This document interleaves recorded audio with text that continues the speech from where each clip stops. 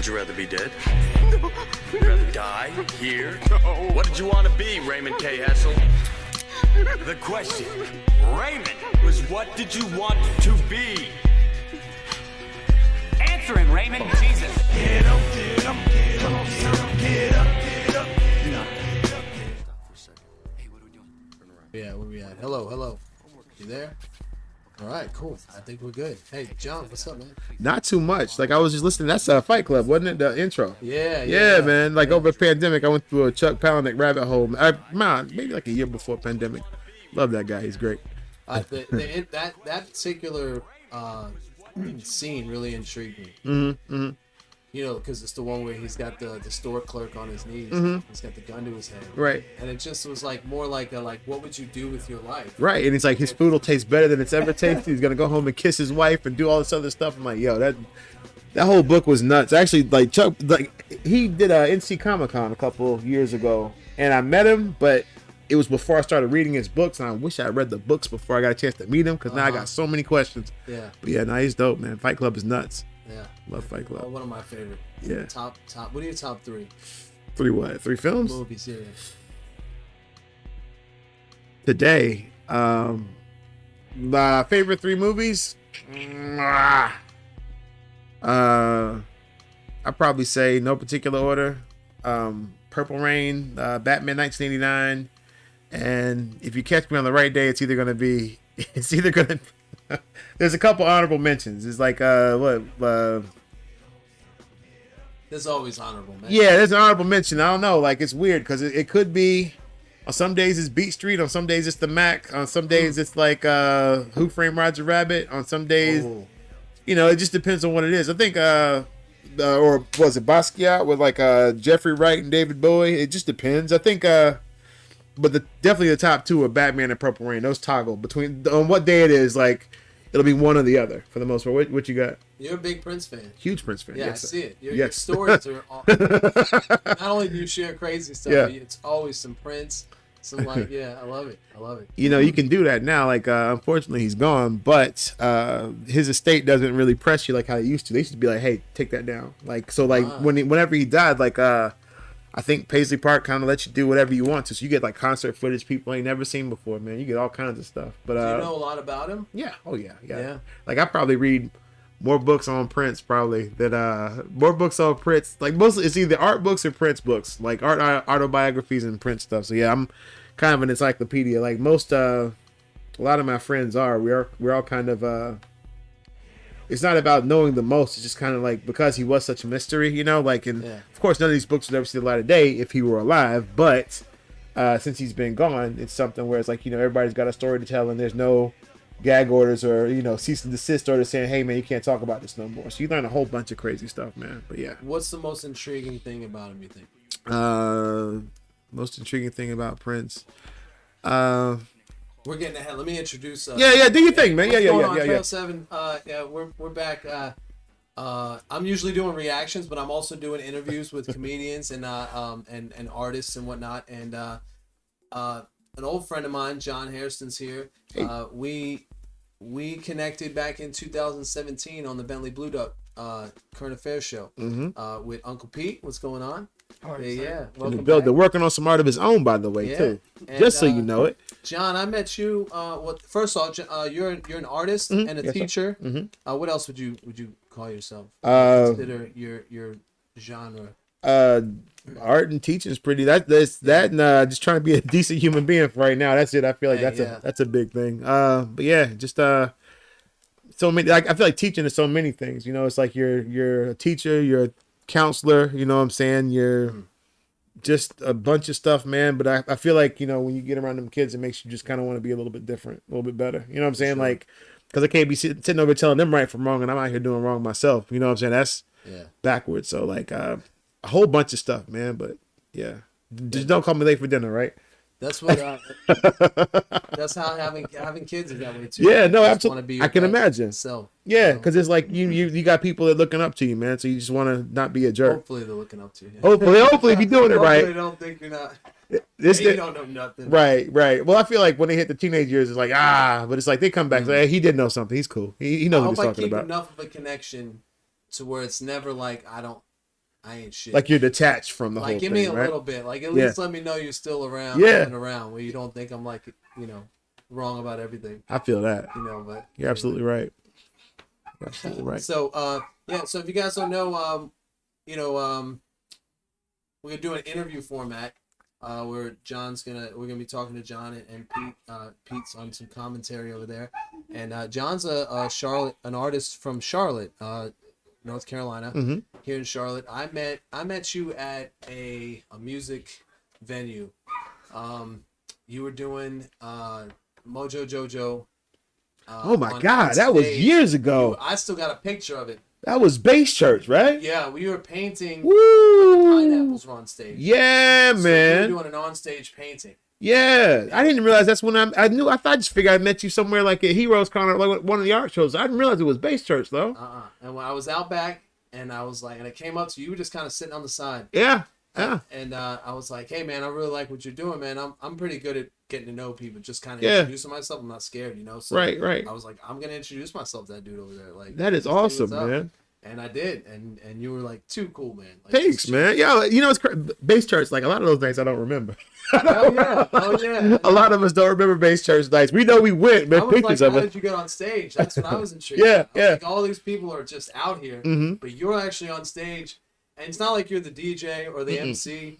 You're like, Just I'm the just gonna artist. paint this painting up here. Yeah. While you guys party down there. That's that's what's name did that. Bill Schimmel did that, man. Like Bill Schimmel was the guy who put together Bass Church back in the day, and like Bill, I've known Bill, and he's still around Charlotte too. I've known Bill Schimmel for probably since God City, since me and Wally and Marcus and us were working together. This is probably we were doing art shows together probably 2005, 2006, and Bill used to have a show. Bill used to do show promotion.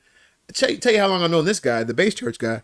Bill, he used to do shows at Jeff's Bucket Shop, like over off of Park Road. You know Jeff's Bucket Shop? Okay. If you know it, you know it. If you don't, then it's whatever. But it's over near the Park Road Shopping Center, over near there's a movie theater out there also. But I knew Bill when Bill was over here doing a bunch of wild stuff. Bill sometimes he loved the culture, man. Sometimes he get hurt for the culture sometimes.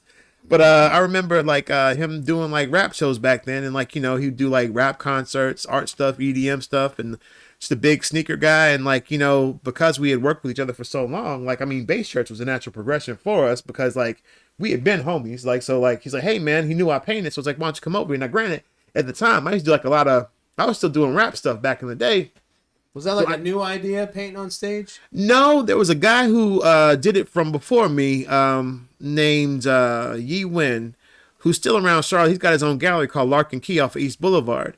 But I remember meeting him whenever I was in school, and you know how you go we had an assignment where you had to go out and talk to people who were actually active making art in the community, and he spent his time with me to kind of talk to me for maybe like 2 hours, and like I gave him some artwork and we talked for a little bit. But it's dope because that was always the thing that stuck with me about Yi Wen is like, regardless of how busy he was or how important he was, he still had time to go ahead and make time. And like a lot of people don't do that. You know what I'm saying? Like a lot of people can say, hey man, if you need anything, let me know. And it's like, you can say that all day, but it's like when you actually need something, sometimes it's like, hey, where you at? You know what I'm saying? So it's like he was always like that guy. Like if I ever needed him for anything, I never wanted to be a pest, but I was always kind of happy to be able to build with him and talk about things in that way. And he was always an OG. So like in my mind, he's always going to be that person that I'm going to look at with rose colored glasses because he was able to help me out. And to keep that going, I try to be that for other people growing up around Charlotte. You know what I'm saying? So like, it's nothing for me to kind of have young folks come by and like either talk about stuff, if they talking about working on art stuff, whatever, if you're like having some sort of, like there's a kid reaching out to me now, talking about like what kind of polyurethane varnish to use on stuff. Like holler at me please. Like I didn't have that coming up, like because like a lot of times like people were kind of like, yo, this is mine, you can't have it. But I'm like, here, like whatever you need, just here, let me help you out. Like because I don't know, like the more you help people out, the more you kind of model that behavior. The more you model that behavior, the more other people do it. So it's just something where it's like, me lighting your candle doesn't make my light shine any dimmer. You know what I'm saying? Like I'm trying to help you out, but that's how I to wrap all this long answer up, that's how I got into painting live because that's the way that it was done back in the day. That's what artists did, was like you'd set up somewhere and just kind of show them the process and work it out that way. And it's something I still kind of do from time to time. I don't do it as much as I once did because, you know, when you ask people to go ahead and pay you for it, then it gets a little bit different. But that never went anywhere. I still do that all the time. I still make artwork at the drop of a hat. You know, you'll probably get something before I leave out here tonight. So, you know, Now, that kind of thing. Do you sell those pieces that you do out?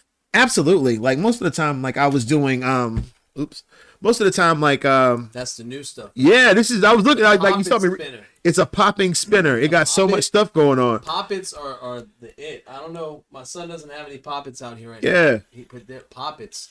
I saw it coming 6 months ago. It looks like something out of Milton Bradley, right? Like something like from like, you know, like, same colors. yeah, right. It's like everything from our childhood was this the color. Game of life. The Game of Life That's is what I the think colors. about. Yeah. But yeah, man, no, that was what it was. I still do it from time to time, and like you know, a lot of kids still do it. It's just kind of showing that it's a real thing. Because nowadays, you know, it's nothing to copy and paste something and post it online like you did it. Yeah. But if you're like right there working on it, and people see you in the act of working on it, that's undeniable. That's you. That's all you doing that. You know what I'm saying? So that's a real thing. Well, you know, I was watching in Ybor City, where I grew up in Tampa. Mm-hmm. They had the guys that be on the side of the road doing the pot and pans, making like the moon. You know, when you put the spray can. They were on the side of the road. I mean, on the side after the clubs, whatever, making money doing that. Yeah. And, you know, where do you see? Do you see that? Where do you see art going? Like I'm seeing like a lot of art going up in Charlotte. Like, is that all commissioned art? It is a lot of commissioned art. A lot of local businesses are commissioning a lot of the local talent, which is a beautiful thing, only because it means that so many more artists get to take care of themselves and pay bills and stuff because they're actually working. The thing about this that you're seeing now that none of us realize is that like a lot of young people who are around now will see this, and this will be nostalgic to them. So they've just, what the local business owners who have been commissioning these artists are doing is they're all instilling an appreciation for art in young people, because like young people will be able to remember going over to this place and kind of posting up in front of like a wall somewhere. Maybe there's a childhood picture of a wall somewhere. And that's a part of like, that's a core memory being established like right there. Like I always think about like the first graffiti mural I ever saw back in Charlotte. This is probably back in 1984, 83. And it was a simple painting of a dude named Derek. I don't know who Derek was, but he was cool. He had these sunglasses on. He had his hat cocked to the side, and he's sitting on the letters that spell his name. And he's got like a big gulp or a Slurpee, and he's drinking it, just chilling against the cityscape. And it just said Derek, and that was what it was. And it was like, you know, I never forgot that. So you think about like all the work that's going up right now, and how like all these like young people now will see this stuff, and they'll be like, oh, this is something that we have a great bit of admiration for, and they'll be able to go ahead and keep the whole thing going. So I think it's a beautiful thing. And I think that there's nothing wrong at all with like creating and exposing people to new art and new artists. So I think if anything else, like artists will continue to eat. I think there's more different kinds of art now, and there's like literally a lid for every pot now. So you got, we talked about the digital art for the NFTs. We talk about mural work. We talk about clothing design. We talk about all this stuff, and everybody's working, and it's just, I don't see it going anywhere. Maybe if like something happens where like people just start liking minimalism and like no paint or no design or anything, but like we love decorating our space. We're people like to put stickers on everything. And in a way, when we design our space and put these artworks up on walls and stuff like that, it's no different from us putting stickers on skateboards and stuff. If These I things can that we design like. a city, I mean, Yeah, absolutely. You get what I'm saying? And if you go to my house, it's the exact same thing. Like, I have all different kinds, like wooden cutouts, pieces of artwork, like whatever else, just because this is what I like and this is so much a part of me. And I think that people see artwork and they identify with it, and the more that they see it, the more they have an appreciation for it. Nice. So yeah, I see it. I don't see it going anywhere. I see it continuing to get bigger, is what I see. Yeah. Do you see? Remember I was talking about Grayson? Mm-hmm. Like, how come they haven't sprayed, like, painted that place yet? I feel like it's because it's funded. Isn't that funded by Charlotte? Oh, yeah, it's county. Yeah, it's county. So like I feel like they would never. Grayson. What was the other? They had a Oso Skate Park was the other one. They had Oso Skate Park. It was Grayson, and there was another one off of South Boulevard out near Rock Hill. Wasn't there one out near Rock Hill, like a skate park? I want to say it was one more towards past Matthews. But there's a lot of them. There's one in Mooresville. There's one in Concord. Yeah. I'd never been to Grayson until recently, and then they did some artwork in the back. I mean, did you get with that one dude? Who's that? I connected you with the guy that works there at Grayson there. We talked for a minute, He but was it's trying like to do an event, Yeah. and like have a local artist come out and actually paint these boards at the skate park. we talked about that, and I don't know whatever became of it. And He's you got know, to get a lot of yeah. Sometimes like people get busy too. You know what I'm saying? Yeah. So like that was probably you got what to it get a lot was. of permission and stuff. Yeah. Though, so he's got to kind of like have it to where he definitely wants you to be able to get paid. Yeah, you know what I mean? yeah. But it would be a teaching moment where like I Mm-hmm. think he was going to get the kids involved because they have a big basketball park out back, and he's got murals on the walls. That's dope. So I thought maybe like there was some kind of connection there. And see, I think maybe COVID happened because I want to say that we talked about that maybe a couple years ago, though. I think we talked about that before COVID. I think. Was it? Yeah. Oh, man. So like you think about that, like that put everybody on reset for about Yeah. 2.5 years. So I'm Yeah. sure maybe it's still in the cards somewhere, but like for right now, it isn't there currently. There so. were times I just wanted to like just go out and be like, just do an event. It'll go. It'll Yeah, go. Like yeah. people were doing house events. Mhm. I thought about having a mic out here and just getting some comedians over. You know, I think it's still possible, but the people are just now starting to get like kind of Comfortable, going yeah. to places. You know, but yeah. What were you a part of the mural down in Charlotte on the street? Yeah, I was there. I was letter E. I How believe. did they work that out? Like, did you get that you're saying each person got a letter? Each person got a letter, and like you know, if the guy or lady or whomever wanted to go ahead and have like somebody assist them with it, they could go ahead and do that. But I want to say that whole thing, I've never seen anything come together that effortlessly, like Wow. ever. Like I want to say that happened. If they started talking about that the week before, like we were out there like with the roads closed off, maybe like the week of, you just had to come up with your concept art and work it that way. And then like once it was greenlit, you were pretty much good to go. But you talk about something going on without a hitch. Like again, I've never seen anything like that in Charlotte, like ever. So that was this right here. Yes, sir. Mm-hmm. Yeah. That because I did one in Charlotte and we did one in that's not the one we did, but I did one in Charlotte, and one in Cincinnati, Spartanburg. Ohio. Yeah, so it's the first one right there in front of you. Right here. Yeah, that's the one. None of these. No, the ones up top, the first three. These here. Uh-huh. I'm trying to find a really good picture of it from the street. Okay. Yeah. Nice. That was really cool. Like my teacher and my mom and dad like actually showed up to check it out. Like, but that was a very much a whole moment, and it was cool You had because this E here. Or this that E the last year, yeah, This right here. yeah, Nice. big tacky girl. She over there. She thick. She thick I'm though. gonna zoom in a little bit. Let's see. Yeah. Oh, I can't get much closer. Okay. But yeah. This wasn't one of the ones that somebody tried to like mess up. Oh man, that guy peeled out on it like after the first week it was done. Did he? Yeah, he did. And we came back the following week, I think the following Monday, and they closed it off because it was originally just open, but there was a guy's like, you know what? I'm gonna burn rubber on this thing, and he peeled off on it, and we came back in and touched it up and did it again, and they just kept it blocked off, and that was what it was. And I think the letter E, my letter E is still up there. I think a couple of letters are still there, but like again, even if it's not, thanks to the digital world, like things exist for forever. You can just look them like how you just looked them up just now. Like it lives on forever because we did it. You know what I'm saying? And I think that was really dope too. That's awesome. Yeah, man. What did you get any pictures of it? I did. I got a couple pictures of it. Like there's one that was really cool that my mentor and professor took that I work with at UNC Charlotte. And it had like some little girls playing in the letter, and like it looked like one little girl was doing hopscotch, and that's the dope. It's like it was dope because it was just like, you know, I don't know, like it's one thing to make artwork and have like, you know, art critics and like, you know, grown-ups enjoy something, but when it resonates with a kid though, that's different. Yeah. You know what I'm saying? Like when when a kid can kind of take something from it, it means a lot. Not saying like people like actually expressing an interest in it doesn't mean anything, but kids are just, it's a different thing altogether, man. Yeah. You know what I'm saying? Like that's you can't put nothing on that, man. That's pretty intense. So I dug that. I still got that picture too. It's a nice size picture. Did you So. frame it up? Yeah. Yeah. Actually, it's printed on foam core. Jamie printed it on foam core and he gave it to me. Nice. I was like, man, I'm gonna take this right here. I'm gonna rock this. I'm gonna UV coat this and make sure it doesn't fade or nothing. But yeah, man. Any of these here in Charlotte? Yeah, that one with the ET in the middle of it's at VizArt Video. The one for that one was like registering to vote in 2012, I believe. This one? Yeah.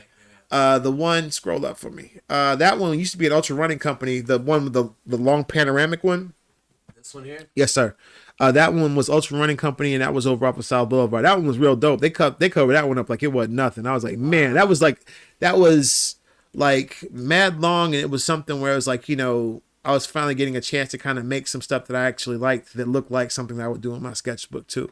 So I was getting comfortable with it. That first one up there is like probably one of the first ones I did outdoors publicly. Well, that's intense. Thanks, man. Stuff going on. Yeah, man, and it was like that was the first Goodyear Arts building. Yeah, you heard of Goodyear? The Goodyear building? Yeah. Like that was the first one that they wanted because they were gonna tear that down, but before they did, they didn't want it to look like a big eyesore out in the middle of nowhere.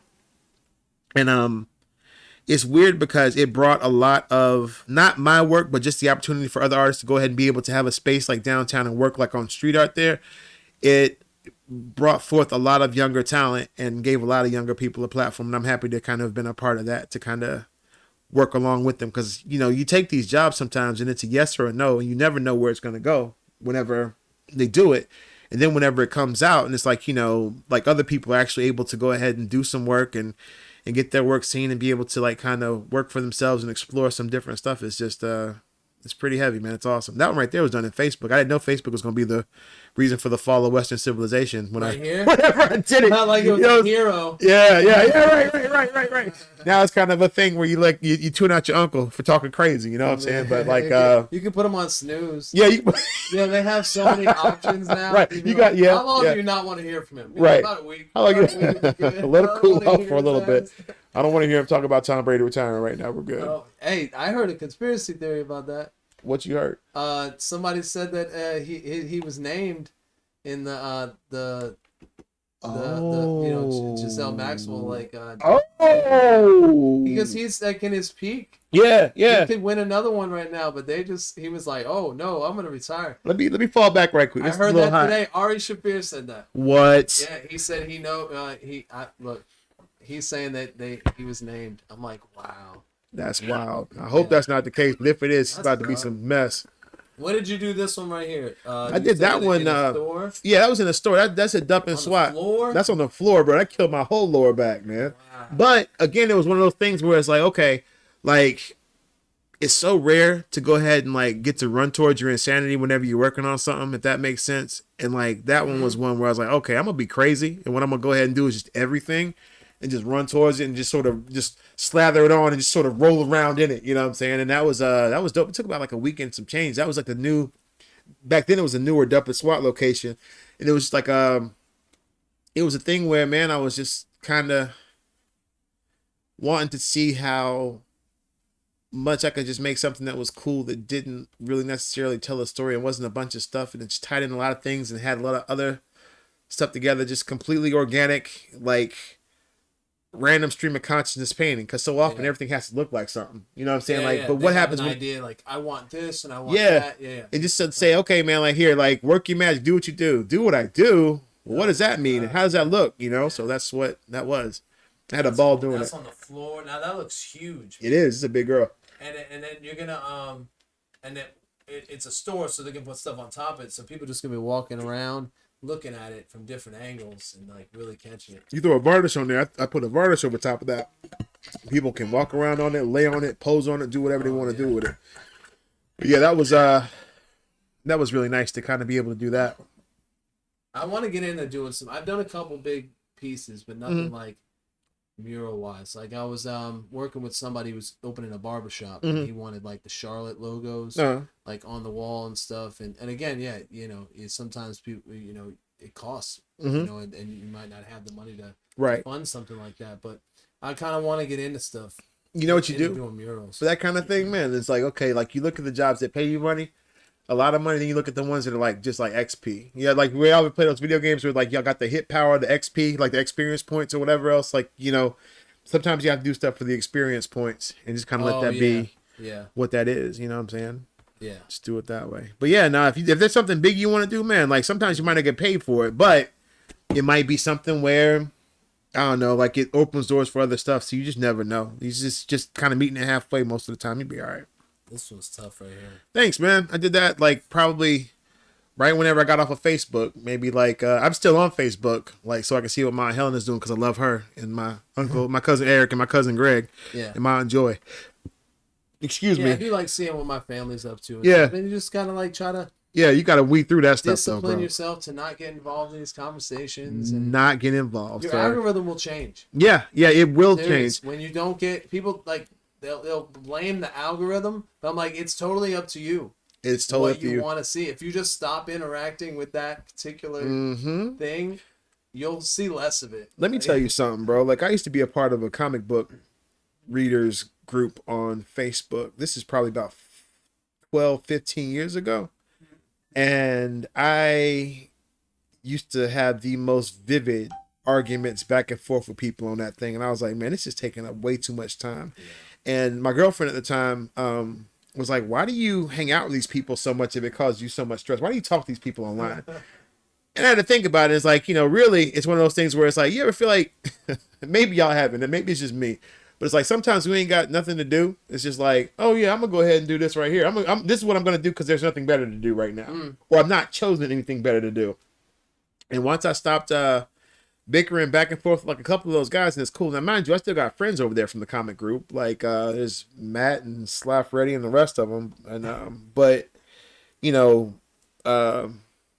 yeah, man, like a lot of that stuff, I don't fuss with people like I used to online. There's too much other stuff that I like to be arguing with people about stuff that, I don't have to know more. At a certain age, you're just like, I don't care to know every damn thing about everything. You know what I'm saying?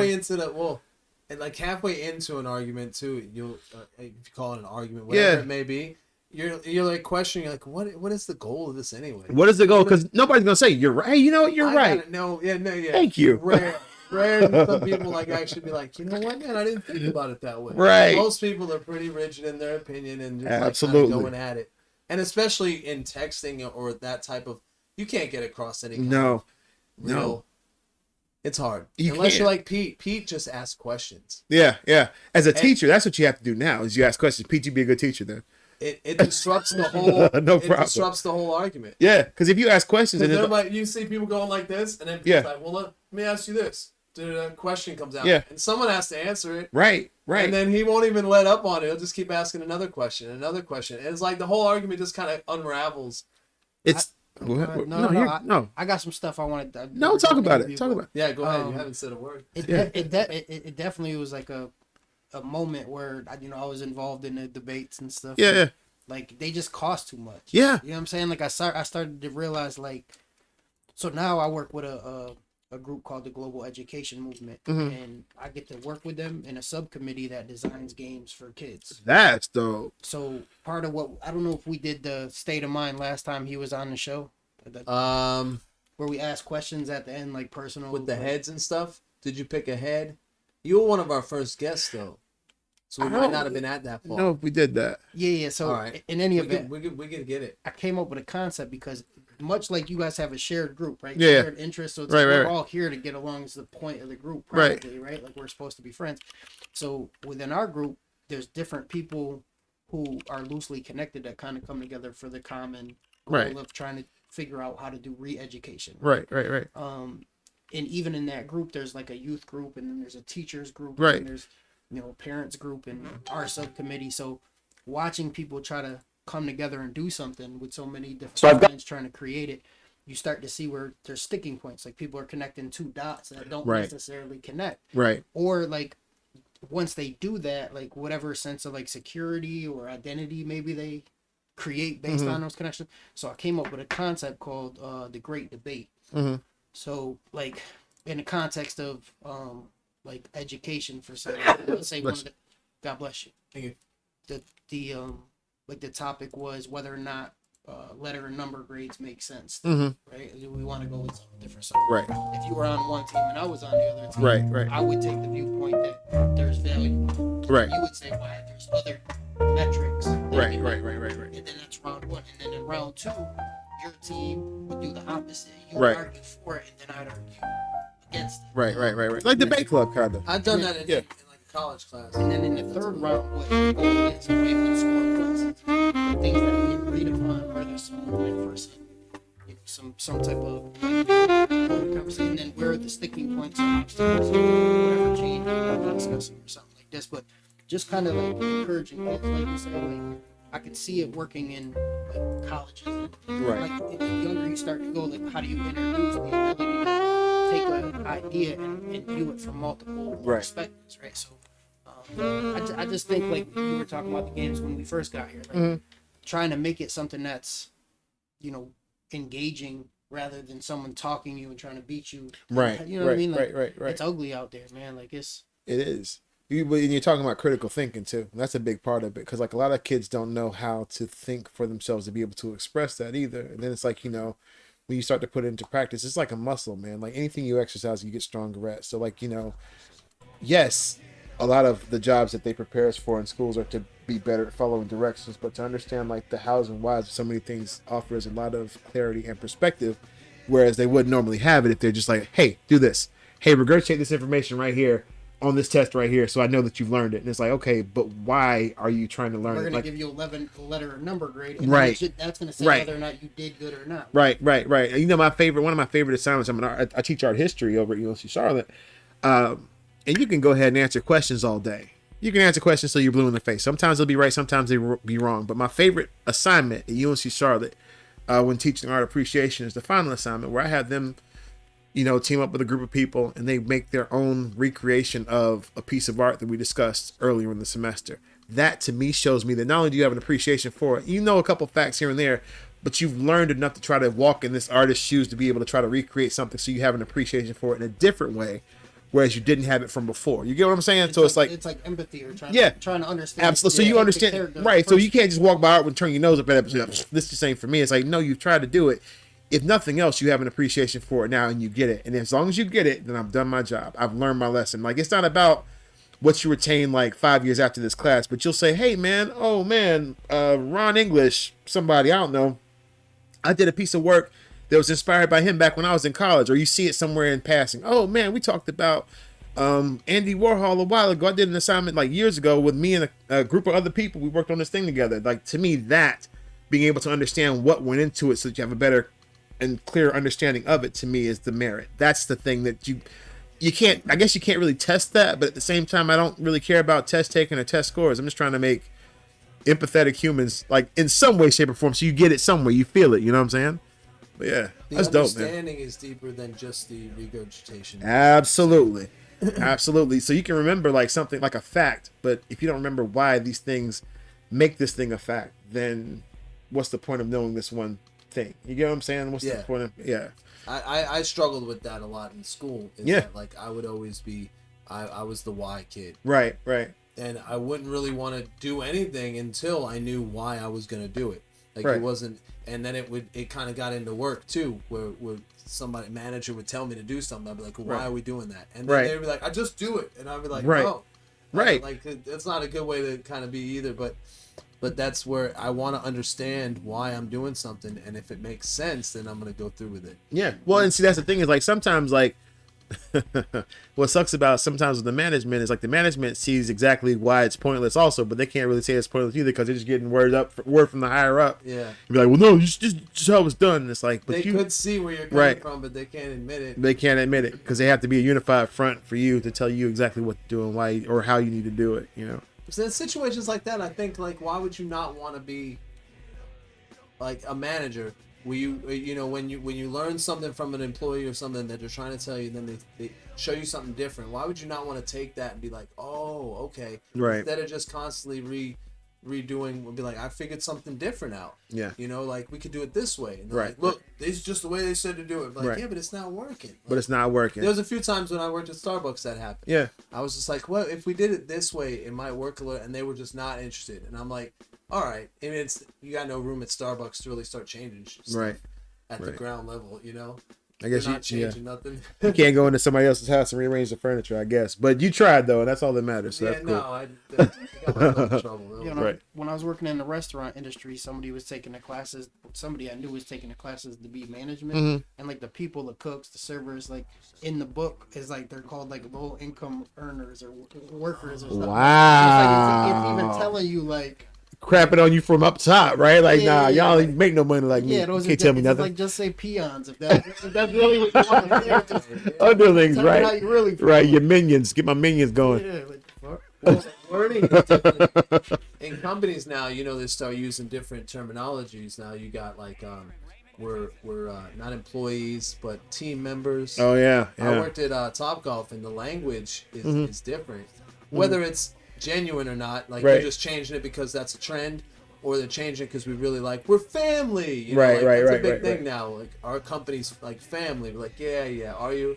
But it's a big thing. You know? We're like Right. family. We're team members. Right. We're not employees. We're not workers. We're not servers. Just the verbiage is a little different. I agree with a lot of it. You know, I think that like if you evolve your language and speech, you should Right. just be like, okay, well, we're not gonna say employees anymore. Okay, that sounds cool. Right. Some people might, but team members. No, that does sound better. Yo, Top Golf is dope. How long did you work there for? That's Maybe re-advertisement, almost by the a way. year, Really? maybe. Like, which one? Which one were you at? Right here, almost in Charlotte still. I'm thinking Down about off the at one over 45. near Fort Mill. Yeah, no, near the shopping mall, the outlet malls. You know, if you go Yeah, past like the outlet malls on the left side. yeah. right there. That place is I was jamming. a server, and no, the place was awesome. You didn't touch food, like you're the entertainer of the bay. Huh. So when you go there, the bay, that you can go up to 8 people. They say you focus on the bay, and you're pretty much the entertainment. And when the food comes, you don't even touch it. They have the bussers come in, or the caddies, because they're caddies, like golf caddies. Right. And they bring you drinks, they bring the food, they bring everything. Now we got to tip them out and stuff, but it allows us to just stay and hang out. Yeah. And you could even golf with people. So I would Sounds take like celebrity shots all the time. Sounds- You have fun. People are there for hours too, so you're spending hours with people. Parties. It seems like bowling, but like with golf a little bit. And that's why I Yeah. like it. That's what it seems like. Yeah. I don't know if that's what it's like or not. It like is. It I don't is. know how does that work. Like you just kind of hit the ball, never right? been? No, I've always wanted to go, but like Yeah. I can never find nobody to go with. So Let's do a yeah. team build. There you, do a team there you go. build. Yeah. Build team build. That'll work. The hiring process was cool too, because of the way that they had you do like these little exercises, Yeah. like with each other, and like how we would like interact, and like it was really cool. But sounds it is cool. like that. It's like a light up bowling alley. I like You know, that. because they light up the course at night too. Yeah. So if you get it in the red or the blue, and then the score, it's fun. It's intense. That sounds like it's fun. And you can go to the third floor, so you can hit it off the third floor. There's 3 levels. Oh, that's all the same like little thing then? It's Yeah, not all those bays. Yeah. It's like 50 on each level, Yeah. and you're at different levels, so you can hit them from way up top. Wait, so that means like so when you go, like you like the whole squad is like 1, 2, 3, like we all go up and down on each other? No. You're in one level. Okay. Like, You Okay. can't split. I didn't know if it was like elevator action or not, where you going up and down or not like that. Action. You know what I'm talking about? No. Yeah. You just got these are the levels, and this is your bay, right here. This is where you would play, and then this is the course, That's dope. and it's so much fun, man. You know, I've been looking for something to kind of fill the void of Celebration Station since it's been gone. You know what I'm saying? Like just something Hey, the to new do. Chuck E. Cheese ain't bad. The Chuck E. Cheese ain't bad? I used Or, to. what's that Concord? Oh, Dave and Buster's, right? Dave and Buster's. Yeah. David, you know what's weird is like I've been through David. It's weird because like those loud noises are kind of funny to me now. Like they're different. Like Chuck E. Cheese didn't bother me when I was a kid, but as I got older, I think All like, the bells and the I don't know what happened. Something happened to me. Something broke, Pete. I don't know what that was, man. For me, it's like it's a form of brainwashing to get whatever the environment is. And when I was a kid, that was cool. Like, Right. But when I got older, I'm like, wait, like I was watching a rat sing, Right. Like, and like it was weird. It's like cool, like when you're a kid, and then you're older. It's like, wait, Right. like, why do I like this? It's like It's something out of a Stephen King book when you're an like adult, right? You use certain colors for your superheroes. Yeah, for yeah. like an attraction that like give. Yeah. They do that with cereal boxes in a different way to attract kids, but it's like Well, high yeah. fructose corn syrup or Oh something. yeah, it's true. It's So when true. you start to realize like why they're using the noises and stuff to kind of create whatever environment, it Get could the be. tokens, dog. It Hey, starts to dog. feel different. Yeah, Get them tokens, cuz. I took the kids. I used to love that. I used to love Chuck E. Cheese. Me too. Now they do it with a card. You get a card and you build up your token, your tickets. You don't collect the tickets anymore. I didn't know that. Well, you don't collect tickets no more. Oh, it goes on the card now. It goes on a card. So I took the kids for my son's birthday. I took him and his best friend. Yeah. And I spent $30 on per card. not But bad. it's so much fun for them to just, instead of getting the coins, you Right. put them in. to just let them run free. Yeah. And they get a card, and then it's like, Ka-ching! Like, they Charge just- to the game, homie. They just play all the games, and you build up all your tickets, and then you go buy something with your tickets. That's really cool, Yeah, man. they got it at the bowling alley too. You ever been to the bowling alley in Huntersville, Pete? Yeah, absolutely. Yeah, They it's hooked that fun. place. They put a couple $1 million in. We got to go bowling one day. Yo, bowling is. You know what's crazy? I was anti. Like, I went with my last girlfriend bowling one time, and it was like first I was kind of anti at first because it was like, you know, it was just a thing where it was like there was work politics that kind of bled over, and you know, I'm always home team, so it's like, you know, like, yeah, I heard about you, yeah, I don't know about you, yeah, I know about you, whatever. But actually, I kind of got into it, man. I had a ball going out there doing that, and it's like I kind of fell in love with it. I remember when I was a kid, man, like the bowling alley was a spot. Bowling alley and the roller skating rink were the same spot. Like you go over there, like maybe you get like the real expensive pizza with the really cheap drink, because like the pizza would be like what, $5, like the drink be like $7. Yeah, you $7 get at the bowling alley. Then go play Operation Wolf for like a little bit or something like that. They You know always what I'm have saying? the bomb. Like my dad. You know what I'm talking about? I knew you knew what I'm talking about. Like I was like, Wolfenstein. Wolfenstein. I'm talking about the operate with the Uzis. Oh, yeah. I'm talking about or Super C, But they had like Akari Warriors, Akari Warriors, Contra, Rygar, stuff like that, man. Like all those that's games. Where Mortal Kombat, I first saw it. Sir, that's a question you haven't asked yet. Mortal Kombat. Where were y'all at when y'all first saw y'all's first fatality in Mortal Kombat? At the bowling alley. You was at the bowling alley. Who'd you see? Yeah. Do you remember who you saw? Raiden, probably. Nice. Raiden. Nice. What did Raiden do? He Chopped your electrocuted head you. off. Oh, Like he your head electrocuted me, popped. but he when also you- took yeah. his hat and shh. That's Kung Lao. That's Kung Okay. Lao. Was that was like but yeah, nah, that's dope. You know what I'm talking about though. Yeah, Scorpion. Come here. Scorpion was what got me. Scorpion, when the screen went dark and he took that mask off, there was a skull underneath it. Man, that was a wrap. I was like, what is this? Who ripped off the head to the spine? Sub-Zero. Yeah. Who you got? What did you see? Do you remember what you saw when you first saw Mortal Kombat? I remember I had it like the first one. Yeah. And I was a Raiden fan. Yeah. And then I watched the first movie. Uh-huh. And then I saw on YouTube not too long ago like this hour thing of like the recap of the top 100 characters and stuff. Uh-huh. But I was like, I didn't even realize they like it was as it followed as So long as it did. involved. And Yeah. I know they did the DC characters and stuff in there too. So, Yeah. Yeah, but the first fatality were the ones you guys took from the first one. Yeah. Like that was like, I remember I had that. I remember like I got it like on a Friday. But no, I got it on Friday, but I had held it because it dropped on Mortal Monday. Because it came out when I was in the 8th or 9th grade, I want to say. No, it was the 7th grade. It was the 7th grade. And I remember like the video, the arcade. Yeah. That's what I remember. in Mind Boggle, Eastern Mall. That was remember Mind Boggle? Y'all know Eastern Mall like that? I know Eastern Mall, but no, I'm not from here. Because I know if you ever went to Mind Boggle, the arcade that they had over there, like that was where all the games were, and they had a Babbage's like up the way that you could go get the video games from. But like, I remember I bought my Mortal Kombat on Super Nintendo, and Super Nintendo didn't have the blood on it, so you didn't. Oh wow. Because they changed their fatalities because like they were, you know, parents were scared that their kids would grow up to be axe murderers or something like that, and I was like, nah, that's not it. But it's always been there. it's always been there. It's always been there. If it wasn't like, you know, Alice Cooper, then it was like Mortal Kombat or something, or Marilyn Manson or somebody like that, you know. But yeah, like I took it to my grandma's house and I played it like the whole time I was out there at my grandma's house. But that was my jam though, man. They have an arcade in Huntersville. Like what kind of arcade? On exit 23, there's a gaming place. Uh-huh. You can buy games and stuff like that. And they got the bobbleheads and all that. Yeah. But then they bought the place next door to the pizza shop. Yeah. And they have all the old Neo Geo old arcades.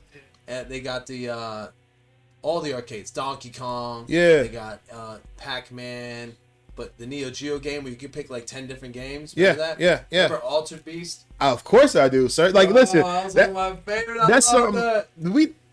Did we never talk about that? Like how I love retro gaming, vintage. That's like I can't play these new games. Like that new stuff is a panic attack. That old stuff is comfort. I like that. Yeah. But yeah, no, Altered Beast was my jam. That's when you say Neo Geo, I always think about. That's Sega Genesis, isn't it? Yeah, that's but you talking about It like came with it.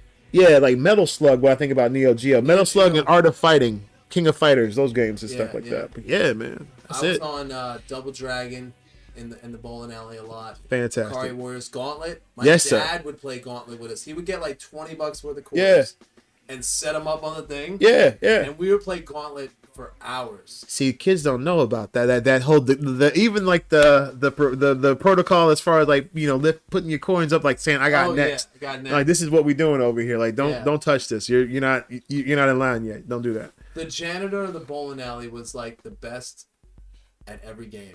I believe This that. guy, my dad would be bowling on a Thursday, just normal, and I'd be the only one in the arcade. And then he would come through, and he was just like this guy, like he had like a watch leather strap, you know what I mean? And he would just come through with maybe he was on his break or something, I don't even know. But he came through, he was such a like I was just like, yo, here he comes. He's coming. He's the man. He's like the legend, right? He's got the high. Right. More Kombat, like, I'm like, uh-oh. And I'm studying his moves, so when everybody comes to the bowling alley eventually, I'll be like, oh, I'm gonna try that one. Right. He was the man. That's dope, He was man. the janitor. I think he worked there. I don't know what he did. But it's crazy because, like, you know, you don't forget. Like, I was like, there's every arcade has like that one guy that like has like a printed. Well, back then before cell phones had all the information. Yeah. Like, you'd have like a piece of copy paper, like a copy with like the move sheet. You know what I'm saying? Like that they had. And I don't know how they ever got it. I feel like it was probably something like a top secret guy in a trench coat or something. Like, hey man, these are Street Fighter moves right over here, man. You want that fireball? You want the fireball, don't you? You want the spinning bird kick, right? And get it. Come on over I here, feel like please. there was magazines back then that you could buy, and then they had some of the secret moves. Yeah. listed, like if you Game bought the Pro, magazine. yeah. Nintendo Powers. Nintendo Powers, that's right. And even Nintendo had a hotline you can call and pay for advice. What do you think that was like? I wouldn't have wanted to work there. I feel like you had a lot of kids like, oh, they wouldn't even know how to describe where they were. How do you do that over the phone, man? It's like, I watched a documentary on it, and these guys said that they were making they had kids calling in, and they were literally pros on the other, not pros, but like, you know, they were interviewing some people that were on the other line for the hotline, and as a matter of fact, they said it was busy, and what was a good? He said there was 3 things. I don't know. You gotta watch it. It's the games that made us. You remember? yeah, I've seen that before. I've seen like the toys that made us is my jam. Yeah. So when they talk about Nintendo, they actually talk about the hotline, and then they talk to some employees about it. And they're like, yeah, we didn't even know. We were just really good at the game, and they put us on the phones. And like, We got a job and we were working. Professional training. Right. Yeah. That's crazy. I think hubs. Is this? You remember when movie theaters were shut down? And they were renting out movie theaters to people. They were renting them out for families. You could rent a whole theater for do whatever. Well, I was mentioning, I'm like, what if they rented it out for gaming? And somebody's saying that the big movie screen wasn't, the lag on it was different. I don't know. Oh, I get that. Okay. But back in the day, they would do computer hubs. Remember when like people would just play games in rooms together? That could be a thing. They still got one of those. Cool. Yeah. There's one they have. Or it was open before pandemic. I don't know if it is now, but there was one they had, man, that was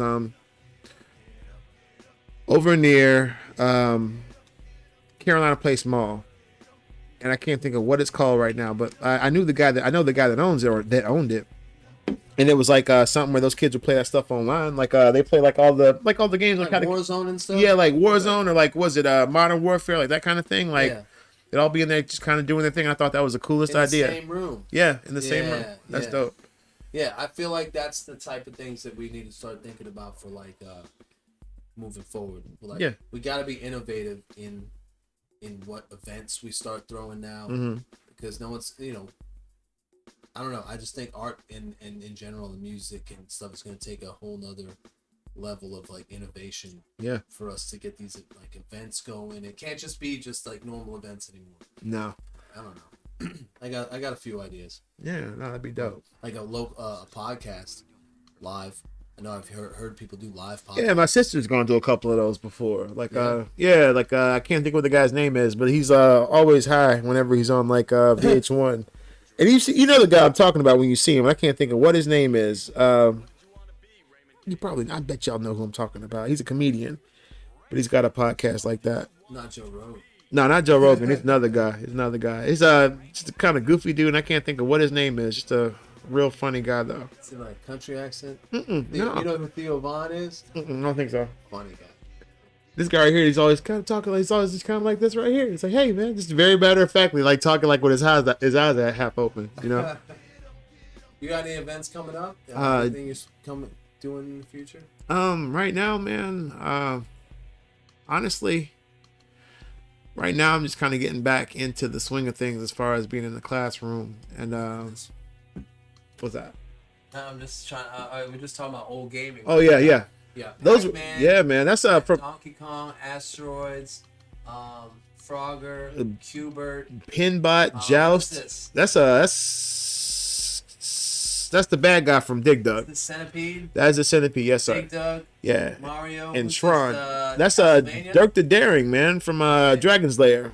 All right. Tapper. That's because we did these for Abari. Mega Man. No, we got a Mega Man because this is the evolution of arcade gaming right here. So this is like the first arcade games. That's like the second generation, like with your Double Dragon, Ninja Gaiden, the Simpsons games, Smash TV, Operation. Well, I can name because again we were like, you know what? This is why it's important. Like whenever you guys are having a jam session of ideas, like, you know, dial it back a little bit sometimes. But you had, was it Bad Dudes versus the Dragon Ninja, RoboCop, Outrun, Strider, Teenage Mutant Ninja Turtles, the arcade game, Moonwalker, Ninja Gaiden again with my guy. I don't know if y'all remember that scene. That was like that was the one that got me hooked right there. Was when the ninja and the guy were like running off into the sun and the moon, and they like swiped, and then like Oh yeah, in the beginning. yeah, and the dude was like, and it's like down there like that. Like that was the coldest probably arcade game that I probably ever seen. Like whenever I was a kid, the coldest part of any arcade game I'd ever seen at the time. So you had that one. Then you come down, and you had like the games that came out like when I was in high school, right? So like that's Dino or Jurassic Park, Street Fighter, Final Fight, Mortal Kombat, Tekken, House of the Dead, I believe is in there. Yeah, yeah, X-Men versus Street Fighter, NBA Jam, Darkstalkers, like it's everything in there, bro. NBA Jam. Oh, Yeah, you see it, Dennis Rodman over there, We right? used to play that on a projector in our church. Our pastor used to That let is us so play dope. NBA Jam on the wall. He's heating up. And we'd be like, the guys were as big as we were. Yeah. He's on fire. That was the dopest game, man. He's heating Oh, up. yeah, you get the big head code. Or you Whoa! get Boom! different players. Right, You get right. Rodman. And then you could play. Well, that was when the arcades came out. You could play 4 players at a time. You could play NBA Jam, and you get like Rodman and Robinson. Yeah. Together. It was weird because the only characters you couldn't get on NBA Jam, y'all remember the only 2 characters you couldn't get?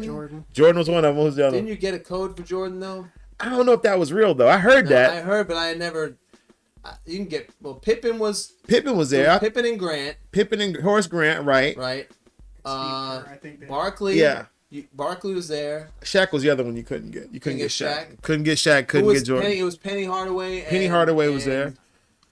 And who else is the other guy? I don't remember.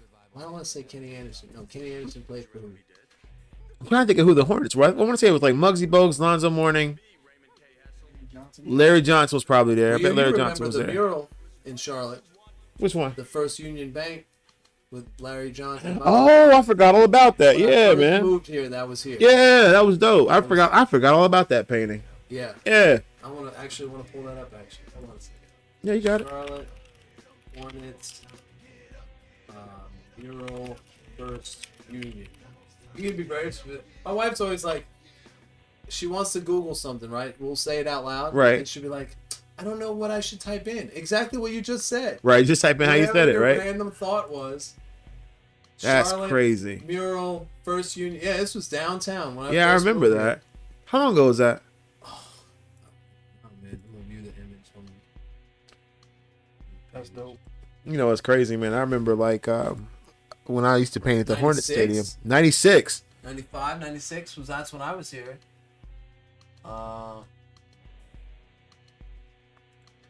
Nah, I was on the elevator with like Del Curry. Like this is an adult. Like I saw Del Curry, I was shook. I couldn't say nothing. Like I wanted to be like, yo, like like talk to him. Yeah. I was starstruck, man. Like I couldn't say nothing, man. Every now and again I get choked up. I lose words, and I'm like, my mouth didn't work. I didn't know what to say.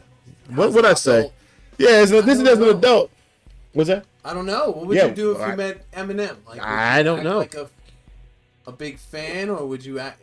Sometimes you can't help it. You kind of just hey, how you doing? I feel like you have to hey, how you doing it? Like hey, how you doing? And that's pretty much it. Like I think It if I'm never a genuine fan of Yeah. somebody, like I actually appreciate the Yeah. content that they create, then I would try to say hello. Yeah. But if it was just something like if I saw Kim Kardashian, I don't be like, oh. Oh, right, yeah. right, right, right, I right, don't right, look right. like- I don't care because I don't. You know what I mean? Like Yeah. I follow what you do. Like cool what you do. Like I'm not. I check it out, bro. You check. I was You checking say hi out. to her. Nah, I wouldn't. I'm talking like I'm not talking about Kim Kardashian. I know, for example, I was in the same building with Ric Flair, and I painted a picture of the man. I could not bring myself to walk up to him. No, that's Ric Flair, man. He's too big, bro. I can't say nothing to Ric Flair. Nope. Nah. Nobody's intimidated. I'm terrible. That's Ric Flair, bro. I can't. I couldn't do You it. still feel like that. Yo, man, it's just weird because I guess maybe because it's who he was like back whenever we were kids, you know, because it was always like Ric Flair, Dusty Rhodes. I guarantee you, if I seen the Road Warriors over here, like I can't speak to the Road Warriors. Yo, like let me tell you about Charlotte. I'm gonna tell you about Charlotte, yo. Like Charlotte, like has like because we had Crockett Studios out here, so like in my lifetime, I've probably seen what was it, Ric Flair, Ricky Steamboat, couldn't speak to him. Nikolai Volkov used to go to my same doctor's office when I was like a little boy, man. Ultimate Warrior. Tell me Ultimate Warrior. Nah. That's NWA. That's Ultimate Warrior is WWF. Like we had, it was Ric Flair, Ricky Steamboat. Oh, WCW. Okay. So it was all like back then it was like TWA. Some of NWA. them came over to WWF. Yeah, they did. Okay, They would go back and forth.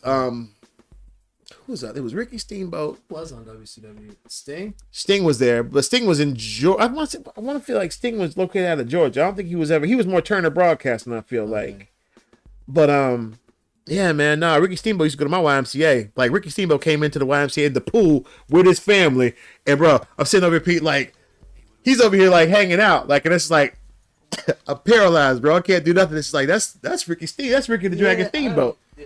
He used to have a gym over off of W.C. Harris. Like I don't know if y'all remember Steamboat's gym. Do y'all remember that? No. Like I'm old, Charlotte. That's how that. Yeah, I just dated myself by telling y'all that he had Steamboat's gym off of W.C. Harris. Yeah, that's as old as I go. It's First Union '96. Yeah, nah. Steamboat probably had that gym. Ricky Steamboat probably had that gym. I say probably up until like the early '90s. I bet because now it's an international minute press. I remember him when I was younger.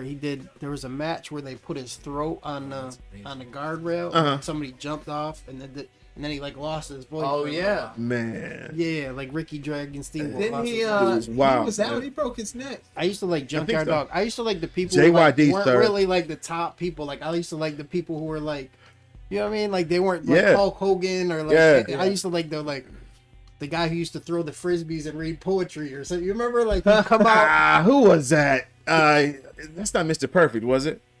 I used to like No, Demolition. I used to like them. Delicious though. Everybody liked the other group that came out that had the red and black spikes. It was like Road Warriors. Road Is that- Warriors. is that Road- what you're that's talking Road about? Warriors, Yeah, baby. yeah. Like, Yeah, man. Silver Then what you had faces. yeah, man, with the silver paint, because it was like it was them, and it's Demolition ended up having a third member, right? Remember They when they did. brought in a third? They did. Hawk and Animal. Wow, y'all been watching Hawk that? and Animal. Yeah, Beyond the Mat. Y'all not Beyond the Mat. Was the Dark Side of the Ring? Y'all watch that? Yo, that show. It's on Hulu. If y'all, it's like it's a documentary. It's about wrestling, but it's like the way they shoot it. Like y'all ever watch some ESPN 30 for 30s where it's a documentary series and it's about sports, but it's really about more than sports kind of in Yeah, a way. yeah. And it's like that's how the wrestling documentaries are like that. All right. Like my sister don't even mess with wrestling like that. She's like, let's watch Dark Side of the Ring. I'm like, cool, let's do it. Ricky the Dragon Steamboat. I was gonna tell you, Junkyard Dog was the first action figure. Junkyard Dog and Big John Dog. Stud. Like I don't know Yeah. what Big John Stud and Junkyard Dog why they Hacksaw were. Jim Duggan. I think they used to do tag team. I think Yeah. they did a tag team sometimes. That's dope, man. Yeah, man. I did it. He was at a booth. He was working a booth beside me. Hacksaw Jim Duggan. I wasn't really kind of scared of Hacksaw. I don't know why. I felt like Hacksaw was probably more approachable than Ric Flair. I felt like Ric Flair would be like, here, freshen up my drink, please. I'm like, yes, sir. Yes, sir, Mr. Flair. Yeah. I've approached. Thank you, sir. I'm trying to think if have you ever met? Have you ever approached anybody? Anybody? Anybody that you famous weren't- Yeah, that you were cool with. that I was cool with? Like I think approaching you the way I did is Yeah. the way I would approach anybody. And see, that's kind of how I, like, for the most part, 'Cause yeah, you seemed like, famous to me. Like when you were on stage, I was like, yo, we gotta get on stage. in my mom's house, maybe, but thank you. I And appreciate that, I mean, bro. we were in I was like 30, right? Yeah, because I was going to say, like, if I wasn't even 40 yet whenever I did this thing over here, which is Yeah. crazy because I'm thinking I've been 40 for forever, but I guess I haven't. Yeah, man, I was probably in my 30s, man. They're people like, I mean, just different random celebrities, but most of them are like rappers that I grew up listening to. It's not anybody like where it's like, oh man, you know this guy. It's never what been rappers? that way. Rappers that I've met that you know. I met De Niro, De Niro. Farrar.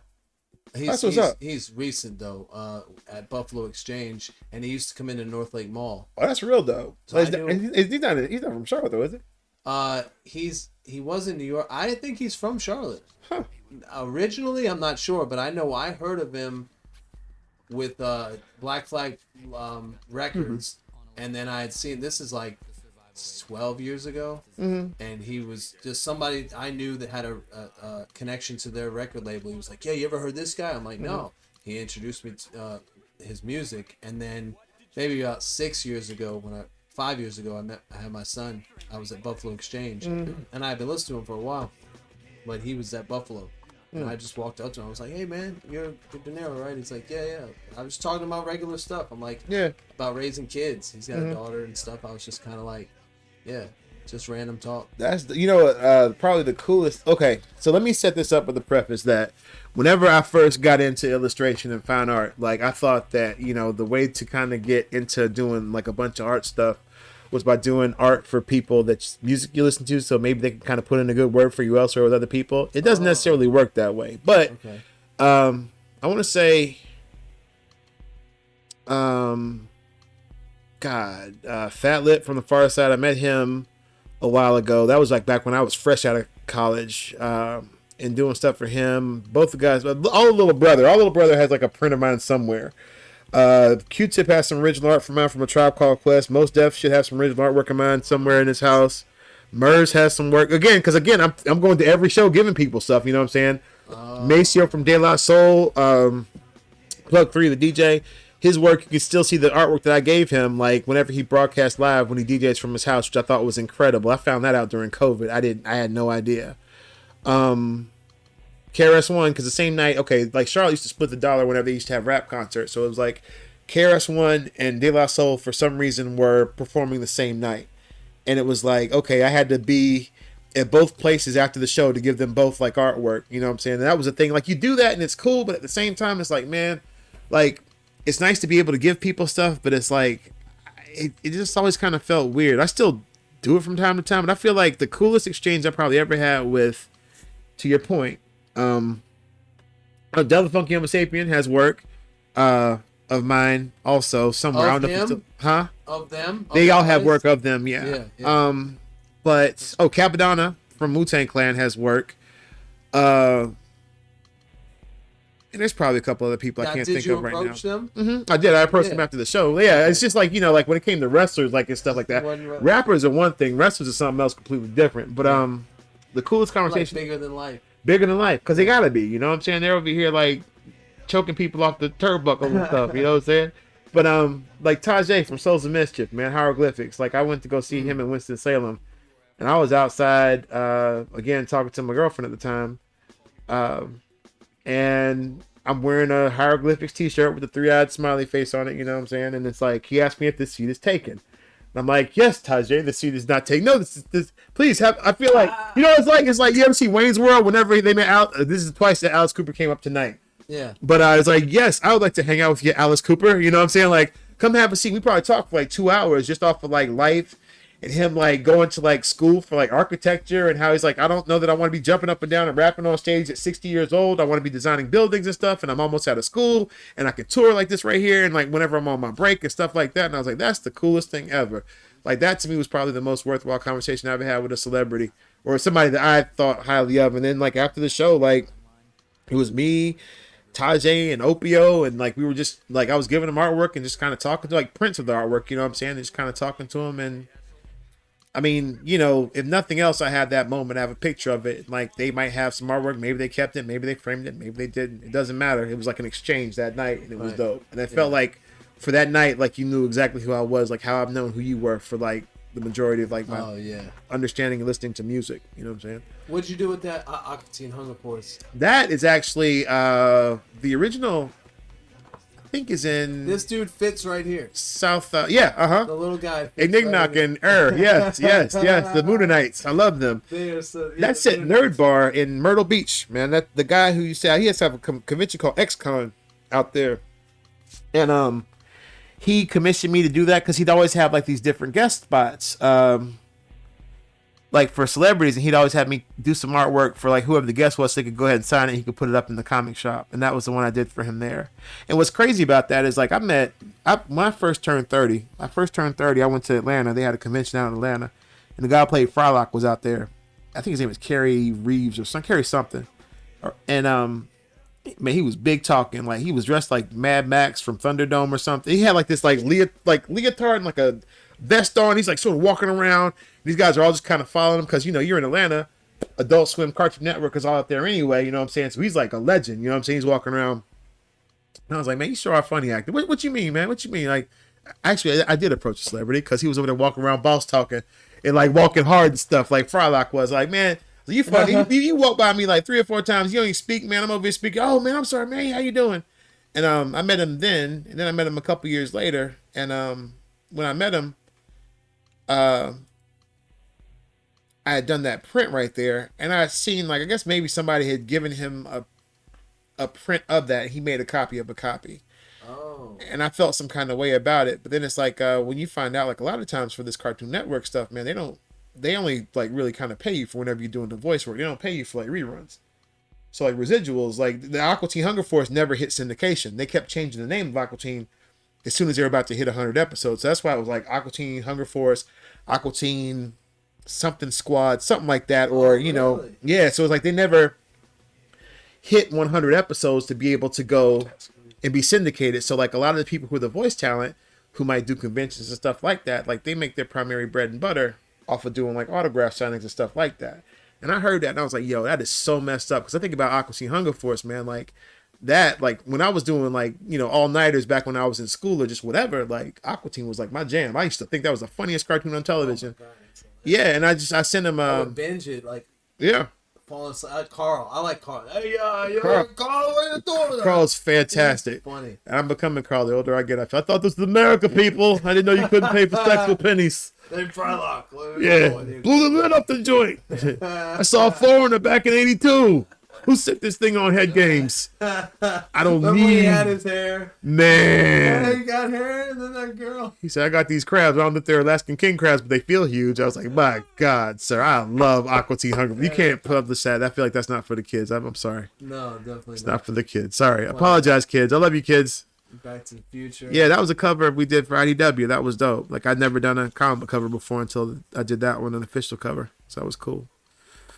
So I think I asked you if you had any events coming up, and we got into the different. Oh, my bad. My You got bad. anything My coming bad. up that Not really, man. Like, I think I got a couple things whenever it's getting warm out. Like, there's a couple, like, Charlotte Festival. I think I'm trying to do Charlotte Boom.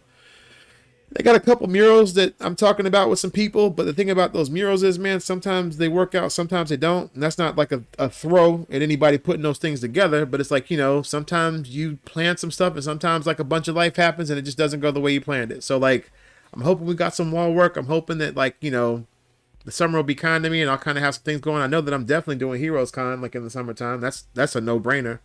But for the most part, man, like I'm kind of taking it a little bit easier now. I'm trying to work a little bit smarter and not harder, not do a bunch of conventions and stuff like that, like how I used to do all the time. Not because I don't like them, but just because, like, I really, during pandemic, I fell in love with having my weekends, man. Weekends ain't nothing like a weekend, man. We get to fold some laundry, you know what I'm saying? Like, you know what I'm saying? Go to Lowe's or Home Depot or wherever it is you're going, you know what I'm saying? Get some plywood, get some air filters, you know what I'm saying? Like, do some dad stuff, man. That's my jam. Get What these do you air do- filters right.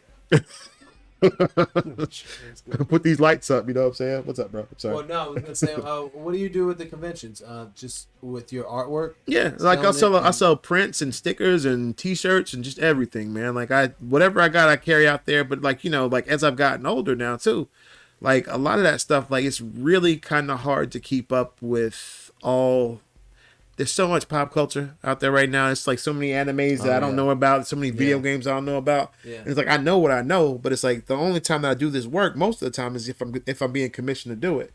So it takes me a little bit longer to go ahead and like set up a painting, work a painting out, and get it done that way and sell it than it does to, you know, than it does to either do something off of a tablet from an anime or something like that, and then go get prints of it made. Like I'm comfortable with not being able to do everything for everybody. You know what I'm saying? I'm comfortable with like, you know, some people just not getting some of the stuff that I make. I understand that too. So just I'm changing the pace up a little bit. You know what I'm saying? Like that's all I'm doing. Like I mean, that's not a sexy answer, but it's like, you know, I'm still working. It's just like I'm just trying to figure out what I can go ahead and do where I don't feel like I'm trying to burn the candle at both ends, because that's a lot of work too. You know what I'm saying? Like And I just really enjoy a lot of life stuff now. It's not all about like, now that I got a full-time job, I'm not trying to make all the monies like how I used to anymore. I'm just kind of happy doing that and making the artwork that I feel like doing. You know what I'm saying? Like if I feel like doing it, yeah. If not, that's cool too. I can find somebody else that can do the thing for you. You know what I'm saying? It's like when you have to hustle, you know, out of necessity, it's a lot less rewarding. Yeah, it is stress too, I mean, man. it's rewarding at the end because you're doing it, but at the same time, you're like, I'm just doing this. It's like having just a job. Yeah, yeah. You don't love it anymore, man. Yeah. It's weird because like when you're on the outside looking in, you can't wait to get on. And it's like, oh man, I can't wait to go ahead and do this right here, man. Once I get this thing started, man, I'm gonna go ahead and do it. And it's like you do it for 20 years, man. My God. And it's like, you know, it's kind of like you're pushing that boulder up a hill, man. And it's just like as much as I enjoy doing this nerd stuff and it's cool, like I want to do it and still have it be fun. So in order for me to do that, I have to be a bit more selective about what it is I want to do. And, you know, just be okay with like, you know, sometimes things not going over well, or just make some stuff because I want to make stuff because I want to do it, bro. Like I hadn't done stuff that I just want to do for the fun of it in so long. Cause it's like, you know, like, let me go and flip this paint and get this over here. You know, like that kind of thing. Like just drawing just to draw, man. That's kind of my new thing now. You know what I'm saying? And again, like, listen, I'll sell whatever all day, but at the same time, it's not the reason I get up and out of bed in the morning like how it used to be. You know what I'm saying? Yeah. And I'm not so far gone where I'm like, money's not important, because money is important, but, you know, it's not the most important thing. I think that's the goal, is to be able to do what you love to do. Yes. Not have it be a grueling task. Absolutely. And that's the thing, is if you don't, like, it's like any relationship, man. If you got to sit over here and talk yourself into it before you do it, maybe you need to reevaluate. Maybe there's something different you need to be doing, you know? Yeah. Like I go outside and build stuff, like no questions at all. Like it's almost like a habit. If I'm not working during the day at my job, I'm home, I make coffee, make something to eat, and I'm just outside. Like it's automatic. I don't even have like no thought it's about it. It's a no-brainer, man. I don't even know what I'm going to do when I get out there. Yeah. It's just I'll start something, either organizing the shed or whatever, and it just somehow I grab a pallet and I ended up building something like awesome. You know, it's that's the reward of it. I haven't like been able to sell much of anything. Yeah. But it's still fun. Yeah. And I get to hang out with the kids. The kids build with me, and that's super rewarding. You know, that is. Have you ever seen his backyard? No. It's like a whole like playland for. That sounds like the raddest thing ever. Yeah. I mean, if I just give you one aspect of, we have a zip line. So like Data from the Goonies, yo. Like so, if you oh my God, what a backyard would look like with a zip line, I got all sorts. I'm building a deck for them, a little fort around a tree right now, and they get to do. You know what I'm talking about, Data? Remember how Data? Yeah. Said it so fast. I was like, yo, the dude just pulled Goonies out. You know what I'm talking about? Because Data was the coolest Goonie there was, man. The zip line is. You made a zip line in your backyard? Yeah, we have one. So I love when the kids come over and just explore. Yeah, no. Exploring is so I don't want like a structured playtime. Yeah. Structured playtime sounds so an oxymoron. Like structured playtime. Yeah. What is structured playtime? There is no structure. That's why it's play, dude. What are you talking about? Like, do you want to dig over there? Go ahead. You want to like hit this with the hammer? Go ahead. Like my son will do whatever back. That sounds awesome. It is fun. It's fun. It's like I also had this concept. I wanted to start a kid's junkyard, because a while back, I tried to take my son to the junkyard with me with a toolbox, and they can't come in unless they're 16 because of liabilities. I'm like, I guess you think about it till you pull it place. Right, so right, if right. I'm pulling something and he's off wandering, it's pretty dangerous, right? But then I was like, but how are kids gonna learn about stuff? Right. So I was like, what if you kind of made like you rent a building and then you fence it in the back and you make a kids junkyard. Right. Old Power Wheels, scooters, any old kids toys. Right. Broken or not. Right.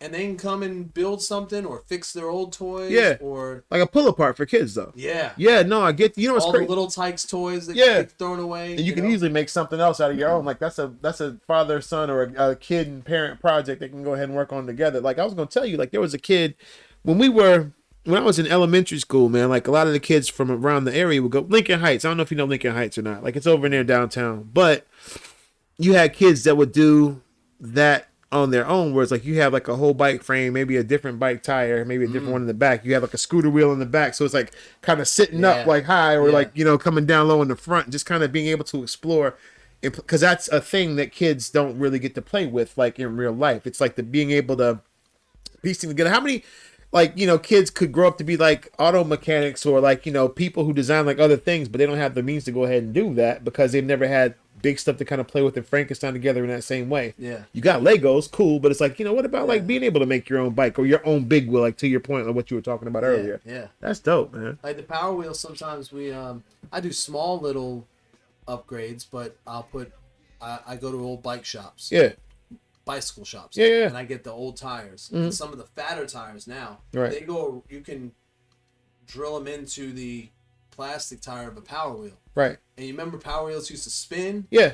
It won't spin no more. You get So it's got some get up to it. and you can go in the grass and stuff a little bit. What? Then the dune buggies, you can upgrade those to like 24 volts. So you put 2 batteries in it, one in the front, one in the back, and this thing goes like. So you're hauling ass now. Yeah. So Wow. you can put lights in it, put a tow truck. You can make these guys. I'm part of a Power Wheels group online, and these guys. Are you serious? Yeah, these guys build things like hot rods out of the old little Tykes, little wheelie carts.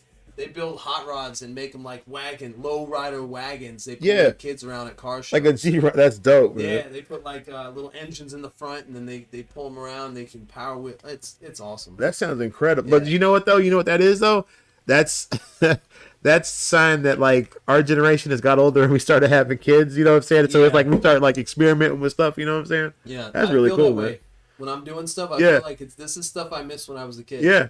So why would I be doing this? These are the same kids used to make like the really cool forts and stuff back in the day. It's like we just got kids around to make forts for now. That's dope. Yeah. Yeah. I love it. You just made me want to be a dad like real bad right now. I mean, have you given it thought? Or Oh is it yeah, something that never... bro. It's been such a like that's been a thing. It's one of those deals where it's like I don't know. It's a long conversation, dog. Yeah. But yeah, I thought about it. To your point, I thought about it. Yeah.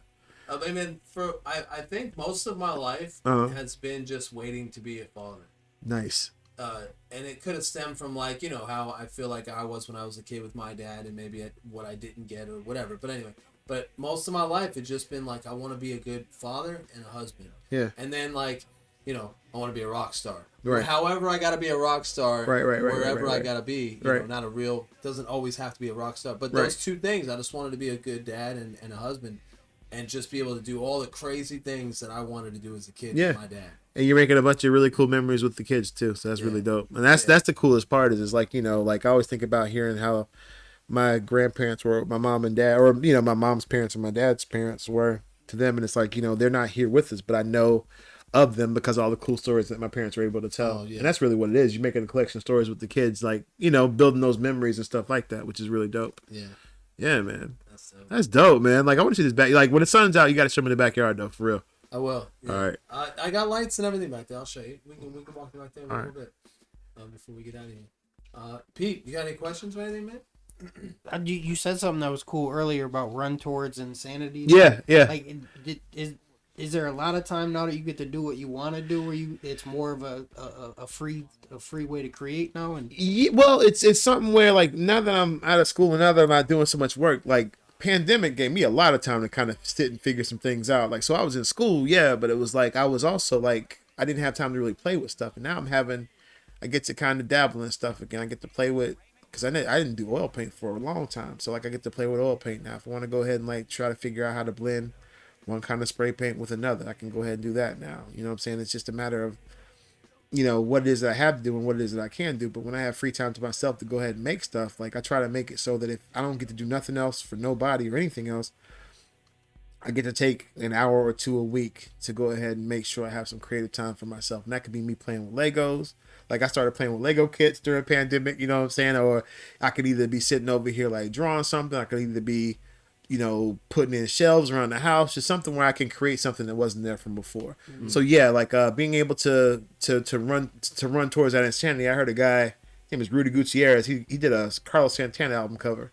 He said that, and I was like, that's the coolest thing I probably ever heard. And it's like those are words to live by. You know what I'm saying? Because for so long, I think as adults sometimes I like in being an adult, or my idea of being an adult reminds me of being a kid and wearing those uncomfortable church shoes. You ever wear them uncomfortable church shoes when you was a kid? I went to Catholic school. I wore them every day. So I'm talking about there, where you wear the shoes and it's like, man, this hurts my feet, man. This ain't who I am. Like, give me a pair of like sneakers. I don't know where that puts me, but I never. What's that? You never did? It's all good if you didn't. No. But I liken it to wearing uncomfortable shoes though. you know, and it's like, you know, you're trying to put yourself in something, or dress pants you don't I've never like. tied my shoes, so it doesn't. Yeah. Well, did you ever have like dress clothes you wore? It's like, I can't do nothing in these dress clothes, but just kind of sit here. Nah, you know, because my dad, they didn't do special stuff like that. Like, we didn't go to we didn't have church to go to on Sunday. We rarely went to any place really nice, so I guess that's why I am the way I am now. I don't really dress up. Yeah, but I get that. But you know what I'm talking about. Yeah, though. like I got uncomfortable shoes right now. Yeah. That don't fit me. Yeah, it's like, Keep it's just wearing like, them. you got to do it. Like, or for example, I'll like, stretch them out eventually. eventually, right? Yeah.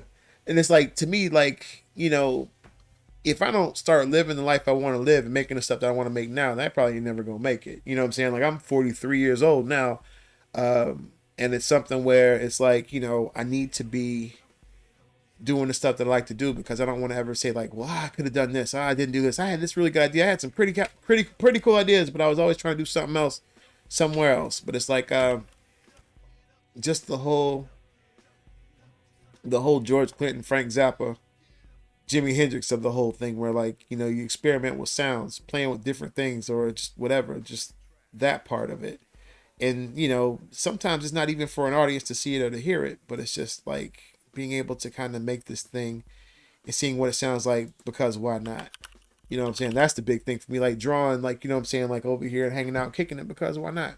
You know what I'm saying? Like everybody else doing what they want to do. Like, why you shouldn't have to, like, I don't want to ask for permission all the time to be able to do the things that I want to do. Like, I should just be like saying like, okay, this is what I'm doing.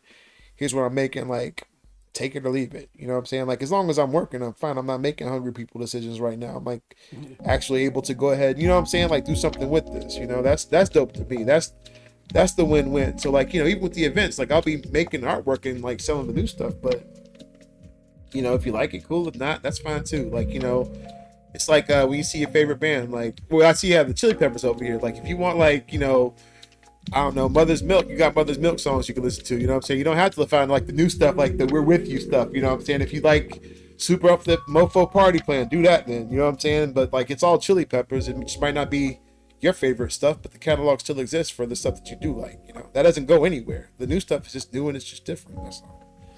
Yeah. So I saw the Chili Peppers thing. I started thinking about. I think that is Chili Peppers, right? I thought that was Chili Peppers over here. That looks like a Chili Peppers album cover over there in the corner.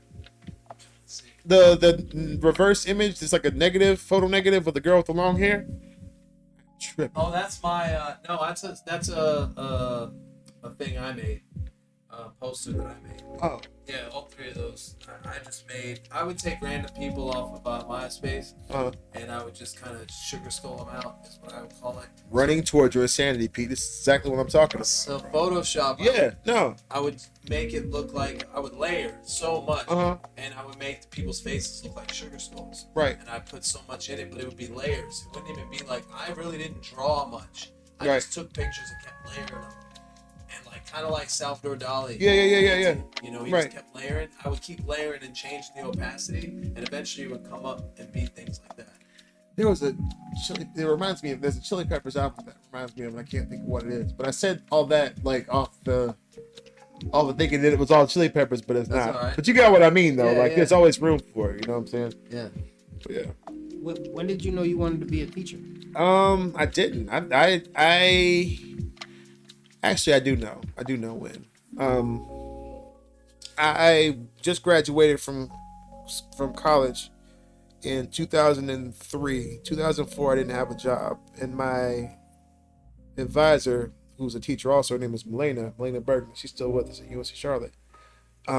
She had this after school program that she was teaching, and she said, hey, this is something you can go ahead and do. Like, you'll be an independent contractor. You gotta, like, you know, pay your own taxes, you know, but you carry like the materials over there with you.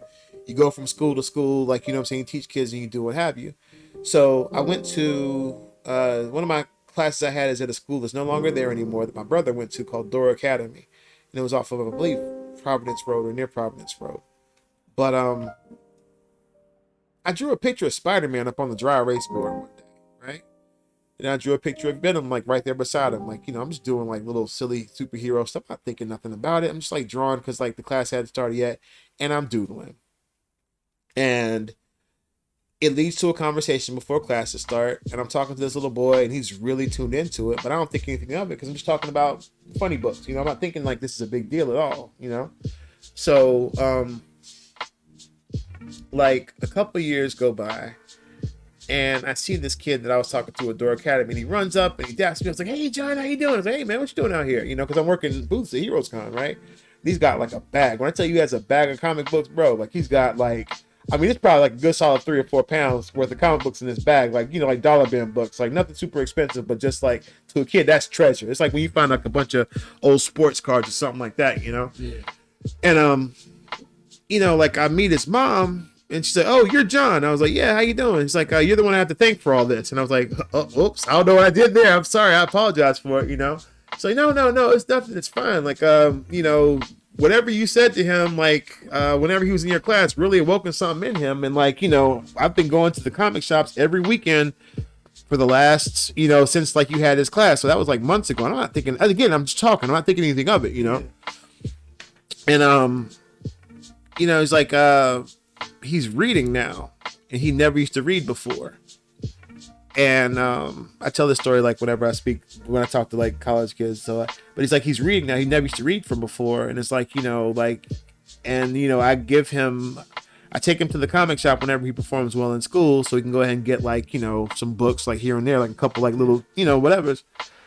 And I'm like, that's really cool. And he's like, yeah, like I could never get him to read, and now he can't stop reading. He loves reading, and it's like he stays in the comic shop, and he's always going to these things and all this other stuff, and it's like, it blew me away because like this is just a simple throwaway line or a little throwaway doodle that anybody could have done with like that changed somebody's life, and he's on a different path now.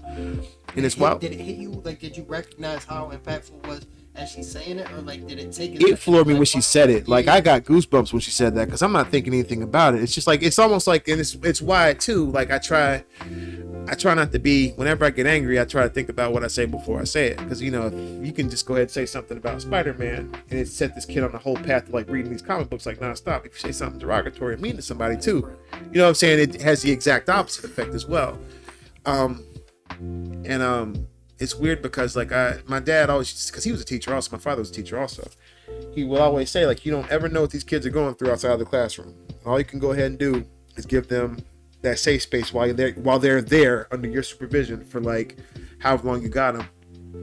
And it's weird because like every teaching job I've ever had, like the students were never the problem. Administration might have been the problem, but it was never like the young people I was working with. And that's adult education, that's like college, that's high school, that's middle school, that's elementary school. But it's weird because like it's something that makes me really, it brings me a joy that I don't think I've ever known. And even to this day, like even when it gets frustrating, even if, you know, they hire somebody else for the full-time position when I thought I was a shoe-in for it or something like that, you know what I'm saying? Like the fact that I still kind of go over here and get to see these gears working and kind of talk to these people, and they might not ever remember rather, my name, my face, or what it is that I do, but like there's something I did somewhere that I was able to go ahead and do for them that taught them how to be able to feed themselves. And to me, that's dope. That's real life. You get what I'm saying? Yeah, because it's like, you know, like you can eat now. Like I taught you how to go ahead and do this right here. And again, you might not, and it's not about you remembering me. It's not like the teachers I had that aren't here with us anymore, but some of them that are, that I know that I would be a completely different person had I not had them in my life. You know what I'm saying? And to me, I didn't realize how big a deal that was because, you know, there's so many cold sayings about people that teach. Oh, those who can't do teach. And it's like, yeah, I hear you. But at the same time, it's like, I do teach, and it's not about me. And at a certain point, all of us kind of have to be this person where it's like, it's not all about, I'm not the main character of this story, and I'm okay with that. I'm okay with being a Hagrid to the Harry Potter. If y'all ever watch Harry Potter, you know, it's like, you know what I'm saying? I'm okay with being like this other person to move this other person along. I can be Obi-Wan. I'm okay. Obi-Wan's still pretty badass. That's all right. You know what I'm saying? Like, that's what it is. Like, and I'm comfortable enough in my life to where, again, like, I can help you and not feel like I'm losing anything by helping you. And, it's always just made me really happy. It's never done anything else, but just made me feel like I was doing something. Because for so long, I think a lot of times, like when I was looking from that place of scarcity, where it's like, oh man, if I give this person something, I'm not gonna have anything. Like it's not that way. It opens you up to being able to look at things from a place of abundance, where it's like, okay, like, you know, I got mine, I'm gonna go and give you yours. but that just kind of adds to it. It doesn't take anything away from what I currently have. Like, I'm just helping you out, you know? I heard it like somewhere, I don't know, like a philosophical, metaphysical, like maybe Alan Watts or something like this, but like, if you want stuff, like if you ask the universe for things, Yeah. then you're like in a constant state of want. Right. But if you're asking to be a contribution, Yeah. then the abundance will come from that. So in order to like let it flow through you, Yeah. like you'll experience abundance from Absolutely. touching other And people. and you do, man. And the thing is, like, they might forget what you done for them, but it's like, you know what you did. And it's like, like I think about, there's a couple kids now. Like I talked to a kid that I taught a couple years ago that's like doing development animation for Cartoon Network now. How crazy is that? Like that you're in my class. You were in my class, like coming up under me. Oh no, it was Netflix, and he was doing an option for Cartoon Network, stuff like that. Or kids like doing like video game storyboard design and stuff. Like they're actually like being able to walk in their greatness. And while I didn't say like here's how you do this, like I had a hand in somewhere, where it's like, even if it was just me like trying to like press you to make sure you got something turned in on time. Like I feel like I can take ownership in this, and it's like I used to teach this kid. You know what I'm saying? Like that to me is like, that's incredible. Like I love that, because it's like I feel like I've done something. Excuse me. I feel like I helped in a way, and I hope I did. You know what I'm saying? That's all you can do is hope, and just keep it moving with the young folk, and that's it. No, I read a book from, I think it was Mitch Albom. It's like 5 people you meet in heaven. I heard of that book. I haven't read it yet. Yeah. There's a part in there where the character gets to meet someone who they impacted Yeah. in a life that they didn't know, like they had no idea. Right. Them, like, imagine that happened for that boy that you did the Right. doodle for, but you never knew. Yeah. Like you wouldn't, you know what I mean? Like, Yeah. imagine like the impact. That's crazy, man. Imagine like, but you do the exact same thing. So like, actually, you know what? I feel like that book's probably gonna hit me in a weird place. Is it good? I bet it's like, it rattled you, right? Absolutely. Like his were the type that like I would cry and I had to put it down and be like, wow, like that was, I couldn't just go through the whole thing. It wasn't like I was into it enough to like fly through it. It was so dense in certain spots. It was light in the reading, like it was easy to read, but it was so like, shit rattled you probably. Yeah, it had some stuff. All right, like and I saw the. If this is how I knew I was getting older too, right? Like when they're like the people used to say when I was younger, like, oh, I'd be like, the movie, like you watch the movie in 3 hours and you're done. Like right. Why would the book ever be better? And this was like when I started to get older, I'm like, wow, like they made a movie for it. When I saw the movie, but the book was like, the book was better. Right. That's how I knew I was getting older. So, but well, it's something too where you get to, you don't have, there's certain things that can't be filmed. There's like an atmosphere that they talk about or something like that happens in the book that don't happen in the movie like that. So I totally get that. It's wild because you talk about like those talk about that book, and I've heard of that book, but I feel like because it came up here, that's something I need to go and read. It's almost like did y'all ever read The Alchemist? Y'all read that book? Oh yeah, I was just gonna reference that. Yeah, it's just like one of those books where it's like every couple of years you read, and every couple of years it's a different story that you read. Like you hear stuff different. I feel like I remember it one way, and then when people tell me about it, they're like, "This rock got from it." I'm like, yeah, you can probably get it different. it's the abstract painting, bro. Yeah, everybody sees something a little bit different in it. But yeah, no, The Alchemist was rough, but I love that book. Every couple of years, if I feel like my head is And I full. heard the audible to that. Yeah, And then the voice for the alchemist, I'm like, that's not how he's. You know what I mean? Like, Right. It's like real, like authoritarian, like instead of inviting. And, Right. changing, but like, you know what I mean? Like, Right. it made him a harder. You know what I mean? Yeah, Off yeah. the character, which was cool, but it was like it wasn't the same as me making it up myself. Yeah, You know what I mean? yeah. What your vision of them. Exactly. It's not right or wrong. It just is. I always suggest that to my students when they're about to graduate. That book, there's The Alchemist, there's The Artist's Way, which is a dope book for like visual artists and people that just do things like just period, like being able to kind of push that pressure valve is like immeasurable. I think that's a dope book. So if y'all need that, I'll give y'all the name of that book, The Artist's Way. That was Or some major takeaways from that book. making time for yourself. Like how I was talking about doing the thing like for every once a week, like at least trying to do something for me. That way, knowing that you can't really, I always say like you can't. My therapist told me like you can't pour from an empty cup. The thing is, you have to kind of be able to enjoy artwork and take it in, as well as being able to make it. You have to be a fan of something to have an appreciation for it as well. You can't just be a person constantly. You see a lot of that, especially like in the local music scene. I'm sure y'all probably seen it too. Like where it's like, you got people like, nah, ain't nobody messing with us. We the dopest, like that kind of thing. You know what I'm saying? Yeah. And it's like, you have to be a fan of something. You have to be able to appreciate these things. You have to be kind to yourself. I don't think, and I was talking to my students about this earlier today, self-compassion is a big thing. Like, like somebody will tell you that you're effing up in a heartbeat, but at the same time, you have to kind of allow yourself some kind of grace somewhere and know that, on the journey, it's all right to take breaks. It's all right to recharge that battery. You can't just keep going on empty and running off of fumes the whole time. And I know that like a lot of times whenever we find jobs and we work for people, like they don't care if we're doing well or not. They just want what they're done. They want what they want, how they want it, when they want it, and being able to just kind of, again, recharge, take these things in, making time for yourself, and like just not looking at things like you're a machine. I know that whenever you're younger, and see, I think that's age 2 talking for me as well. And it's like I probably hadn't read Artist Way recently in like 3 or 4 years, but I know that for me,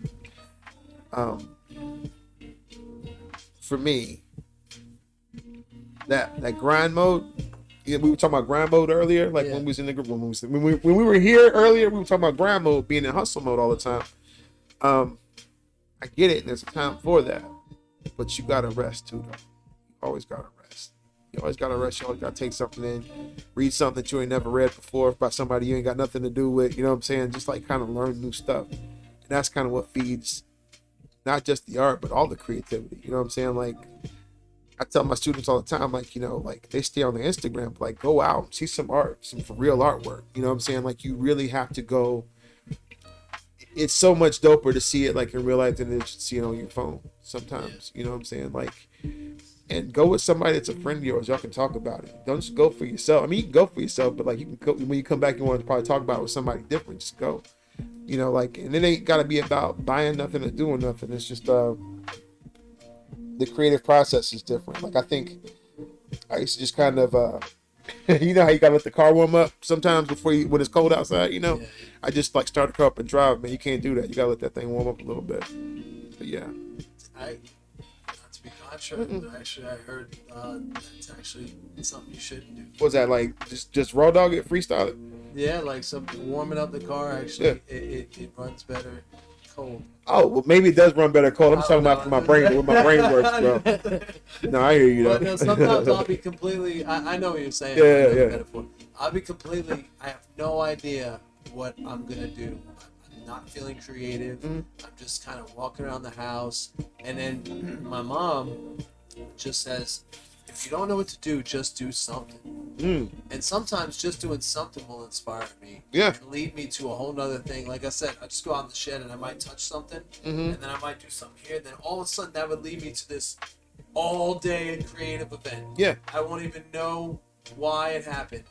But then, so I could feel completely empty and uninspired. But if I'm doing something, just driving somewhere, getting out, That's that chopping wood, fetching water. That's what is this?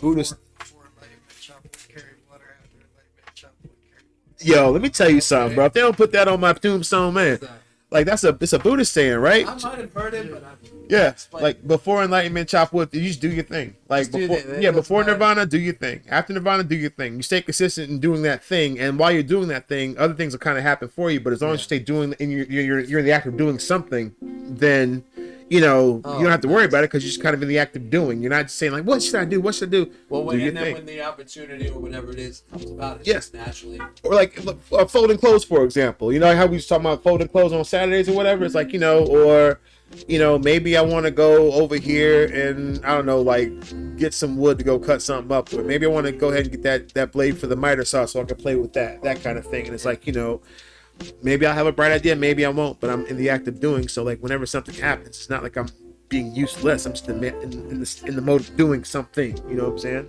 Yeah, chop wood, fetch water. Pete, you all right? You all right? Every time I'm digging through something, right? And somehow me going in that toolbox led me to something in the bottom of it that I was looking for this. Yeah. And then I go run and put that thing in place. Yeah. And then that leads me to a whole nother Yeah. thing because I just did something and found that piece that I was looking for because I was doing something. Right. If I was just sitting around doing nothing, I would have never Yeah. gotten there. Yeah. So it's the act of doing. It's always doing something, you know? It's awesome. I was gonna say one of the things that really inspires me when my son tells me some things that you were saying, like when I see my teaching working. Right. Like he'll come back and be like, Dad, and he'll start asking questions. I'm like, oh, you're asking that question because I presented something to you. Right, It's like, right, really, right. and I see his gears going. Right. I'm like, this is why I do it. Yeah. You know, sometimes I'll be out there just, I will do anything for him in the backyard. Mm-hmm. He'll be like, Dad, put this on top of this. I want him to try this. And I'm We're gonna like, make this sick. all right. right. This is gonna be And Illa's my wife backyard. be like, don't do that. He's gonna get hurt. I'm like, maybe. But maybe not. Maybe he might could. I don't know. Dangerous, but I do want him to explore and be like not afraid to try. Not afraid. Yeah. You know, like, so yeah, Yeah. it's definitely fun to see your teaching Yes. come to fruition. Absolutely. But I'm in Absolutely. the same position, man. I think I'm about to be 44 Yeah. in April, and I want something like more just to define me. Yeah. You know, like you do your 20s, I don't know, you're just thinking about the moment. Yeah. Do your 30s, but I want something to define me that we're like, if I'm not here, Mm-hmm. my kids have something to keep going and know that, like, oh, Dad taught me this, so I'll always. I guess it's big, like a legacy, but not really. I just want to be able to be in my kid's head. I think when you're. I'm not around. But I think it's. I think that you do so much probably that it's not gonna be a thing. Like again, chop wood, fetch water. I guarantee you. Like it's almost like when, it's like maybe you did, maybe you did. It's the music your parents listen to whenever you're a kid in the car riding around with them.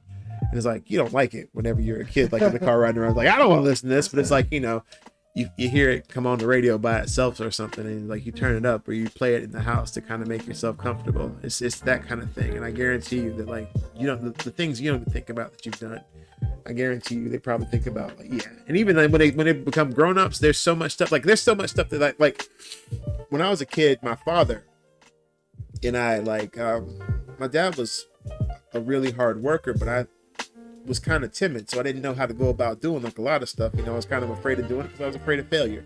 A lot of kids are afraid of failure, but the older I get, the more the stuff that my dad told me makes sense now. Yeah. And it's like I apply it to everything. And fortunately enough, my father's here for me to say, "Hey, Dad, you was right. You were right whenever you did that." But I feel like that's not.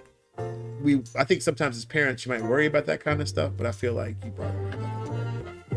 One thing that sticks in my head What's since you tell me that is there was one moment when I did call my dad, Mm-hmm. and I was like, "Hey man, I'm just calling you, just to let you know, I'm sorry, Yeah. And instead of like being just cool about it, he was just like, "Dude, this tape was good." He told me. I knew He it. just said he knew it, and in my head, I'm just like, you couldn't just say, you know what, I really appreciate it. Thanks for that. Now he's like, I knew this day would come. I knew Right. it's coming. One day you would call me, and I'm Bro, like, listen. let me make it. The honesty, like, But that was his Right. dessert right there. yeah, no, absolutely. I've been waiting my whole life to hear you tell me how. Yes, makes perfect sense. I get it right. now. I knew you were gonna call. I knew you. I know it's Got today. a letter Whenever you on call, this day said you were gonna call. I've been waiting for this. I knew you'd call me. Well, look who it was. It wasn't like that, I'm sure. But I get what you No, mean. That's dope. it was a good moment, but there was a bit of like, Yeah. here I am being vulnerable. And it's gonna, all right, I gotta check. I'll be real with you. I feel like as much as I put my parents through, they got a right to be a dick. Like more than a couple times, they got like a punch card, like Jersey Mike's. You know what I'm saying? It's like this is what it. Oh no, I get to be a dick now because of what you did back when you were a freshman in college. That They kind might of bring thing. it up at random times too. You don't even know. Oh, they know it. They got bars for you waiting on you, buddy. They pull them out like nothing. It's like that's what it was, man. Forget. My house. It's my house. Right. That's why I still kind of tread lightly whenever I'm at my folks' house because I don't know how much they remember from what it was I did from back in the day. So I just leave it alone. But yeah, man. We can wrap it up here in Yeah, man. just a minute, but what do you? Let's see. I have any questions prepared.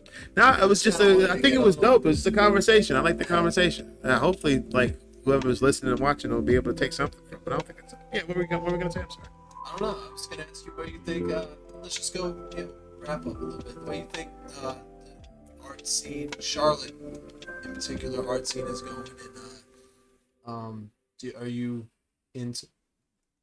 into any other art mediums like music and stuff? You mentioned like you had gotten into music for a little bit. You still go around the scene, or? I hadn't been to a show in forever, man. Like I think the last show I went to was probably like Ben Folds like last year. I think I saw Ben Folds, just Ben Folds though. Yeah. Did you see that? Yeah, I think that was what was it?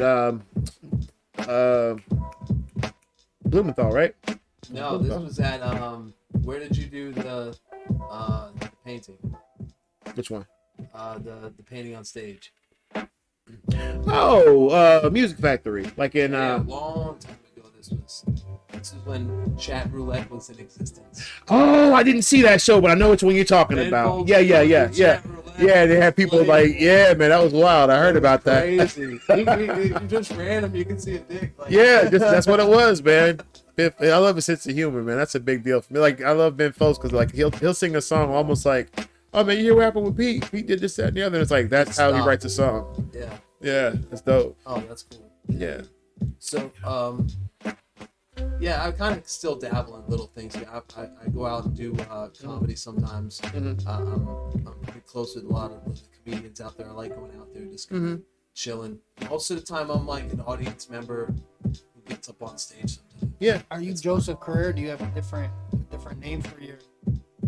No, I was going with Joe, just Joe, and then somebody else. Dude, last time I went out to the Crown Station, somebody introduced me as Machine Gun Kelly's dad. That's funny. That shit's funny. They were like, ladies and gentlemen, Machine Gun Kelly's dad, Correa Joseph, or Joseph Correa, whatever. Right. I was like, that is the best thing ever. His Like, dad. that was so cool. I'm not just, a couple of people have been like, yeah, you remind me of GK a little bit. I'm like, Machine Gun Kelly's dad. I know I'm getting older. I'm his dad. I'm not even just, that's it. That's a weird feel, isn't it? Like Yeah. you feel like you're getting a little older. But it was funny. Yeah, no. And I had a good set. I went on stage and I was just like, it's a cool medium to work in. I'm influenced by, I like a lot of different genres. Like comedy, music, art, photography, anything. Just Well, it all feeds the engine, though. That's the thing. Is it all goes into I can't decide though on just one. Like, I almost want to like, I like this commentary. I like being commentary on it. I think that's an avenue. But I'm at the point too where I'm just like 44, man. I gotta pick something. Yeah. Well, and it's weird because I don't know. I always think about what we got. Joni Mitchell, who paints as well. Tony Bennett used to paint as well. You know what I'm saying? And while he did music, Jim Carrey paints. amazing. Yeah. Johnny Depp. Yeah, Johnny Depp. I'm gonna go. Depp. Was it Baby Bush paints too? Baby Bush had a whole published book, man. George Bush. George W. Bush. Yeah, he's he's over painting. painting. I just saw that the other day. Yeah, like, and they're not bad either. I'm like, man, I wish you maybe should have painted a little bit more. Maybe did a little less politics. I feel like that could have been a thing for you. They say it's kind of like his therapy from. Yeah. I mean, if he felt like he did bad for sending people to war. Yeah, it's weird because it's like, but it's weird what you do whenever you just kind of allow yourself to be open into space to go ahead and create. You know what I'm saying? Like, and that's comedy, that's music, that's anything. You know what I'm saying? I think that's what you were talking about, like where when you have the freedom, like Johnny Depp was talking about. I've just seen this. He was like, I'm just not doing movies. I'm just kind of focused. He's like, I got this freedom to paint, but I've always loved to paint. Yeah. I just never had the freedom to do it. Yeah. Yeah. And he's like, now I kind of don't got to worry about nothing. Yeah. Jim Carrey the same way. He's got this huge art studio, and that's all he does is paint. Yeah.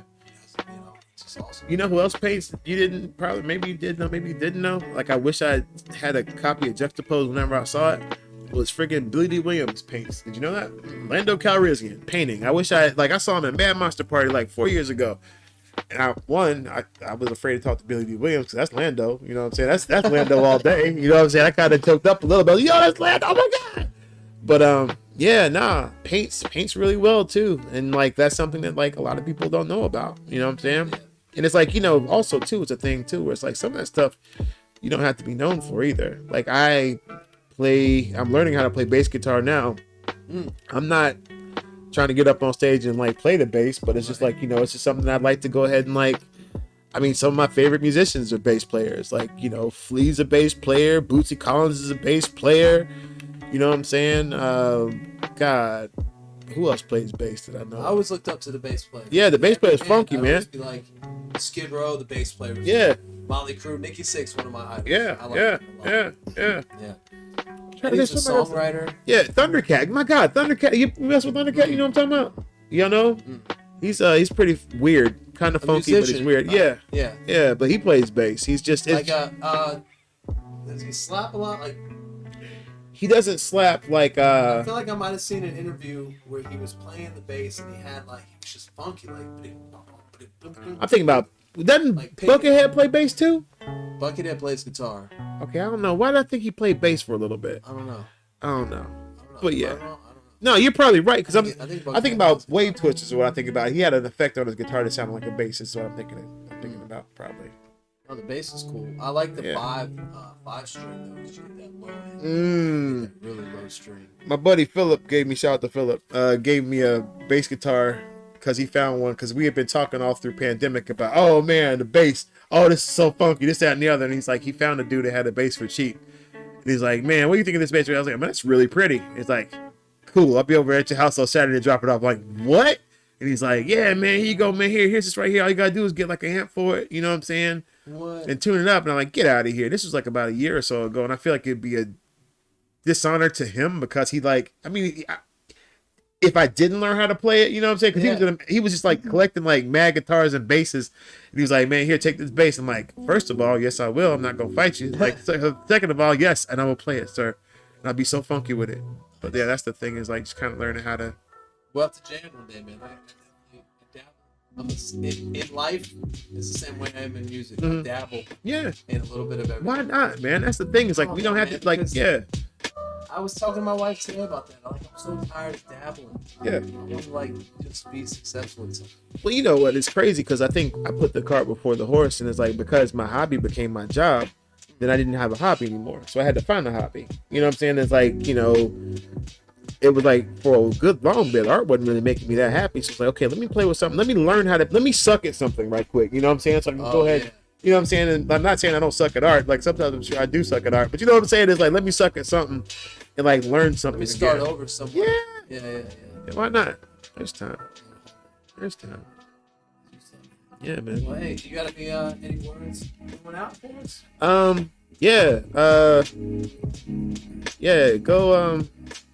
Go talk to somebody that you hadn't talked to in a while. Like I talked to my cousin for the first time in like probably 15 to 20 years, man. Like we don't have as much time as we think we do. So if there's somebody that you're kind of in a squabble with or something somewhere, and y'all can still go ahead and make those amends, try to do that. And also, like, be sure to check up on your friends, kick it with them, hang out. Like I hadn't seen Joseph, or I definitely hadn't seen God, I just called you by your name, Pete, in a minute.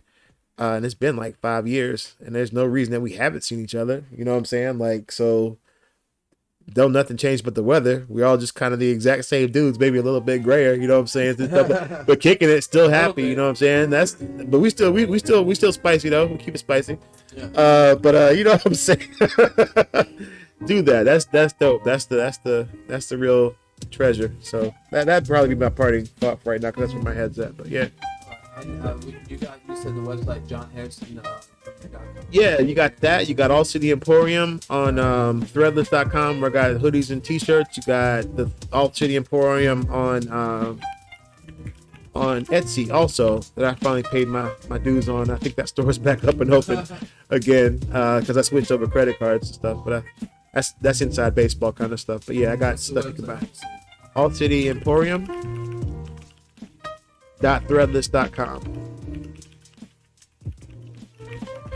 You got all kinds of fun stuff on there. You can dress up your baby. A threadless, like no thread, like TREADLESS. Yeah, threadless.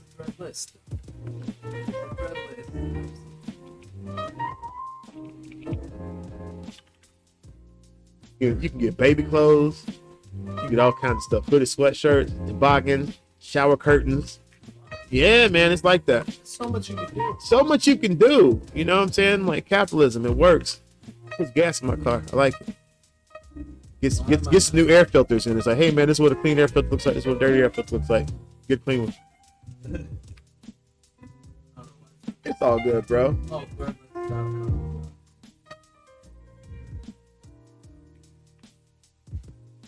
There we go. Oh, wow. All kinds of like stickers and t-shirts and artwork and everything, bro. When I say everything, I say everything. Well, not like all the artwork, but definitely the stuff that I like. There's more stuff. I just hadn't got a chance to put more stuff, new stuff on there. But And it needs to be stickers or? any of those can be stickers. It can be pretty much whatever you want for them to be. Stickers, t-shirts. I should have brought some with me. Don't buy that one. I'll bring you some stickers of that. I'll bring you both some stickers of that. But yeah, man. Get my daughter to like. She's still working. Yeah. In due time. In due time. I think she can. You know, I just want to see them get started early. Things that I didn't pay any attention to early. Just running around wasting time. Well, I think the knowledge that it's a potential avenue too. I think when we were kids, we didn't have like the internet to show us how close it was. You know what I'm saying? So it's like, you know, I didn't know that people could self-publish comic books and stuff like that. Like back in the day, I didn't know people could make T-shirts and stuff like that. Yeah. Said you wanted to maybe work on like children's books. Yeah, I got a children's book that I'm working on right now. Yeah, it's about I can't tell you what it's about yet.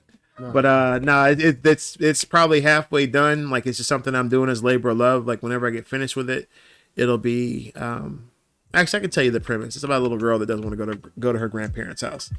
And then, you know, funk ensues. Lots of funk ensues. I'll send y'all pictures of it.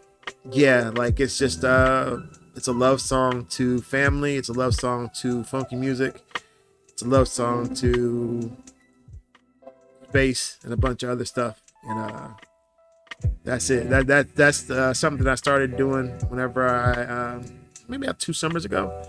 And I never wanted to do kids books. I always thought like kids books meant I had to kind of dial it back. But it's like, no, I'm learning with kids books. I can go ahead and jack it up to 12. You know what I'm saying? And do like, because I mean, I don't really do a whole lot of violence, a whole lot of sex, a whole bunch of stuff that kids can't see. It's like, what you see is what you get. I'm pretty much like rated E for everybody. There's like stuff that's kind of like, you know, it's kind of, it can be kind of spicy or whatever else where I can talk about crazy stuff. But like, for the most part, when it comes to kids books, I'm like, why can't I do that? That can be pretty fantastic if I focus on it. So like I want to see where this goes as far as like doing something that I believe in and just seeing what it is and not being concerned if I sell it, just to say, okay, I did this and I put this out. You know what I'm saying? That's dope to me. Like, so I mean, I got time to go ahead and do it. You know what I'm saying? I'm just teaching right now and doing a couple loose commissions here and there, but for the most part, like playing with that concept and seeing where it takes me. You know? Pete, did you bring the game with you? I didn't. I have the box with me. Like, did I did the artwork on it? But, I don't have the game. Okay, which one? I'll show you. Yeah, it's pretty cool. It's based on the State of Mind segment that we had on the show. That's dope. And he furthered it. And it's a really cool, it's just a game you can take anywhere. Yeah. And it's got these cool questions that we used to You put said up you on still had some here, didn't you? Some of the questions. Yeah. right in that box. I don't know. Where did you get this box from, though? What? Let's wrap it up. You want to do any questions now? I don't. This whatever you guys want to do, man. No, I'm happy to be here. Let me wrap it up and then just talk about Yeah. it. We got a couple hours in. Box is like. We're gonna wrap it up here. Yeah. You got any parting words, Pete? You know, it sounds cliche, but I do the superhero stuff. And it's I appreciate it, bro. Thank you, my man. That's dope, man. I appreciate that. Is inspirational. Thank you, sir. It's nice to get connected to the world again in a way where I'm seeing people that give reason for hope. I appreciate that, my brother. Thank you. That means a lot, just because like we all had that place that kind of made life suck less. You know what I'm saying? Like, I don't care if it was Mr. Bishop's like pre-algebra class, you know what I'm saying, or like Miss Estes' art class, or just whatever it was. Like, that's just trying to make it suck a little bit less for somebody. So I appreciate that, bro. Hey, well, those are parting words. Tre07. Listen, thank you guys for checking us out. Uncle Pete, John Hairstons Jr. Yes, check out his artwork at johnhairstonsjr.com. All City Emporium as well. And if you see him around the city, say what's up. Say what's up. I'm Tre07, Correa Joseph. I appreciate y'all checking us out, and have a good night. Peace.